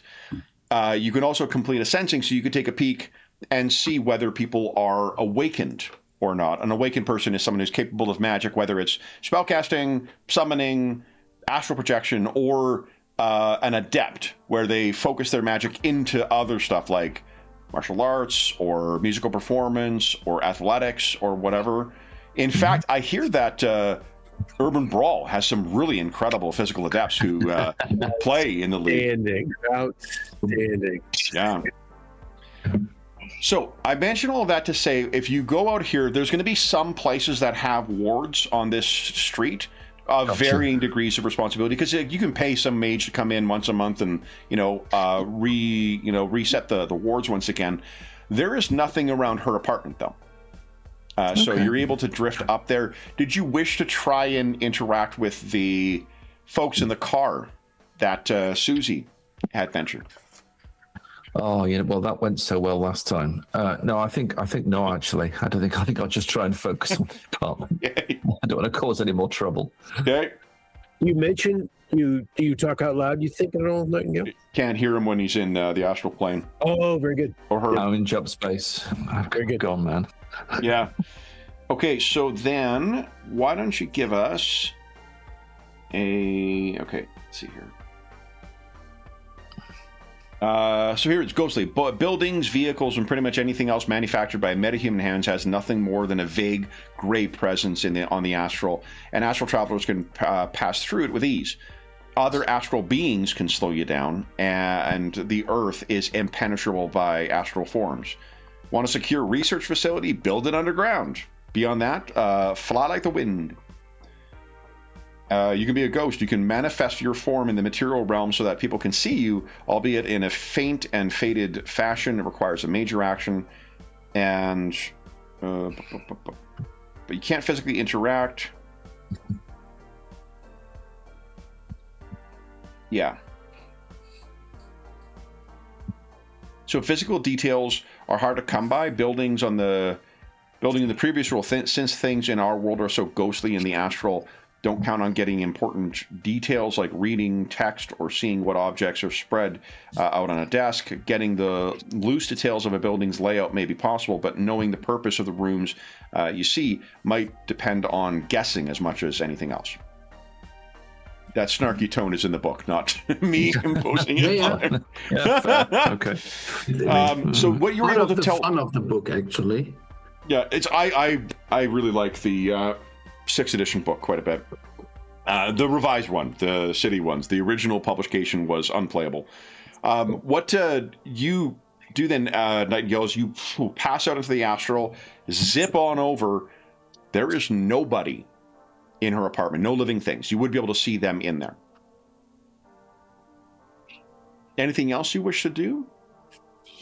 You could manifest yourself and see if there's any reaction, I guess, but you wouldn't be necessarily picked up on by Trid or by camera. I want to do because I mean, is there a way that can I tell if the door is locked? I can't, presumably. No. No. No. What you can tell is there's no spirit that is lurking around here either, and you're not going to need to make a perception check for it. There's nothing. No one has set a spirit to watch here. They've got physical people watching this place, which may suggest the Golden Pagoda is one of the most powerful kind of large-scale criminal organizations here. The fact, and they certainly have access to awakened individuals here. Them not having any presence here whatsoever might, at least any magical presence, might suggest there's not a priority, or B, they've got it is a priority, but they've spread themselves so thin. Right. Okay. If I've done the astral, effectively reconnaissance, I can return, presumably. Yep, you're back in your body. Someone's coming over to tell you that you can't sleep here, and then you kind of get up and they're like, "Oh, it's clear. It's clear. It's clear. Astrally, it's clear." Yeah. Okay. Yeah. So maybe we should try to talk to our new friends in the car then. We could. We could go around the back, see if crack your knuckles. How much does that coupe weigh? We could try go around the back. Is another. I'm throwing that out there too. We don't know if anyone's out the back yet, but did they look like they would have weapons to be able to shoot through a window? could I? Susie got 3 successes on it. So like she did. Oh, you got 5, didn't you? No, it was 5 on the stealth. stealth. Right. And it was 3 on the. So she was able to spot them, but not details. I think it's safe to assume they're probably armed. Yeah, we should assume they're armed. Yeah. Yeah. So if we move around there, and your shade is visible through the window, I don't think that's wise. We could try to hide. You think I'll be detected, is what you're saying? Yes. I mean, we could use that as a decoy, basically, and if you are in there, and what do you think about me trying to go in, and if I'm spotted, at that point, approach them. You know, if they like react or something, like, well, you know, you can go up to them at that point. We want to try and keep out of the way, don't we? Really? You mean the mages? Yeah, I have this spell called Fireball. I always wanted to use it. Well, I'll tell you. I mean, you know what? For your revenge, Alley Jack, I can try to go in. Nightingale approaches him this time, and then you pop him with the fireball as he's walking up. I say with obviously Nightingale listening. Or we could just ignore them, make sure we get in and out, do our job, and don't alert them to the fact that we're here. Okay, so then let's Susie just go inside, and we'll take care of the rest. All right, I actually like this plan. And that is a perfect spot for us to end our session. Because unfortunately, we're out of time. We were just about to solve everything too. We were right on the cusp of full mystery solve. So for those listening at home, thank you so much for joining us for our return to Shadowrun 6th edition. As is always the case, I'm certain I got a bunch of things wrong here, rules-wise too. So please feel free to correct whatever I've got wrong in the comments if you so are inclined. But if you have any comments, questions, or concerns regarding the session, the game, or the adventure, please don't hesitate to leave a comment in the comment section down below. I will say we barely scraped the surface. I know this game, 30 Nights, gets a bit of a hard. I don't want to spoil anything, but it kind of eliminates certain kinds of characters meaningfully participating for most of the adventure or the campaign. But it's really fucking cool. Like, if you're looking for a really different style of Shadowrun campaign, it really is worth checking out. Can't really say more without spoiling stuff from it, but it looks really, really good. In addition, there's a link in the description of the video to the Dungeon Musings Discord server where all of us are active, and we have channels there dedicated to, I don't know if we've got one for Shadowrun. I don't think we do. Assorted games, GM discussion, virtual tabletop chat, and most of the games and campaigns we run on the channel. There's also a link down there. There's also find a group, GM discussion. So there's a terrific, helpful, knowledgeable, and friendly community over there. You are more than welcome to join us. There's also a link down below to our friends at Noble Knight Games. Noble Knight Games is the preeminent unionized retailer of hard-to-find and out-of-print RPGs in North America. Not only do they have an incredible selection of new role-playing games, board games, and card games, they have an unmatched selection of hard-to-find and out-of-print RPGs. So if you are looking to dive into some of the older editions of Shadowrun, you can likely find some of their older books over at Noble Knight Games. If they don't have something in stock that you're looking for, you can put it on a want list. They'll send you an email when it comes in, and if you make a purchase of $10 or more through their website, be sure to enter the code SPRING26DM, all caps, all one word. That'll save you 10% on any purchase of $10 or more. That discount code will change as of May 1st, 2026. So if you're listening to this after that time, just come back to one of our more recent videos. You'll see what the current discount code is there. The last thing I will say to our players, a huge, huge thank you. So, Ingolf, Graham, and Sean, thank you so much for playing. And Graham, congratulations on making your first trip to the 6th world. Yeah. You survived, and you did what most first-time Shadowrun players do, which is, we'll see what this does. I had a buddy one time who was playing Shadowrun for the first time who decided he did not like that they were being followed by some gangsters. So he's like, well, how do the rules for my grenade launcher work? Yeah. So you're carrying on a proud tradition of, you know what, let's just blow them up. We will be back. We have a session scheduled for a month's time for Shadowrun as well, too. I don't know if it'll be a continuation of this or if we're going to play something different, but we do have a return for Shadowrun 6th edition scheduled in the future. But until then, we hope that we gave you a few hours to take your mind off the troubles of our world and think about the troubles that our heroes in the 6th world are encountering as they are simply trying to help out a sister. Boy, Susie. These family's always a source of troubles. Pay the rent. What else? What else can I do here? I did not know that you guys were a 19th century Russian family. That's incredible. But we'll be back. And until we see you again, stay safe, stay healthy, and happy gaming. Oh, and never deal with a dragon.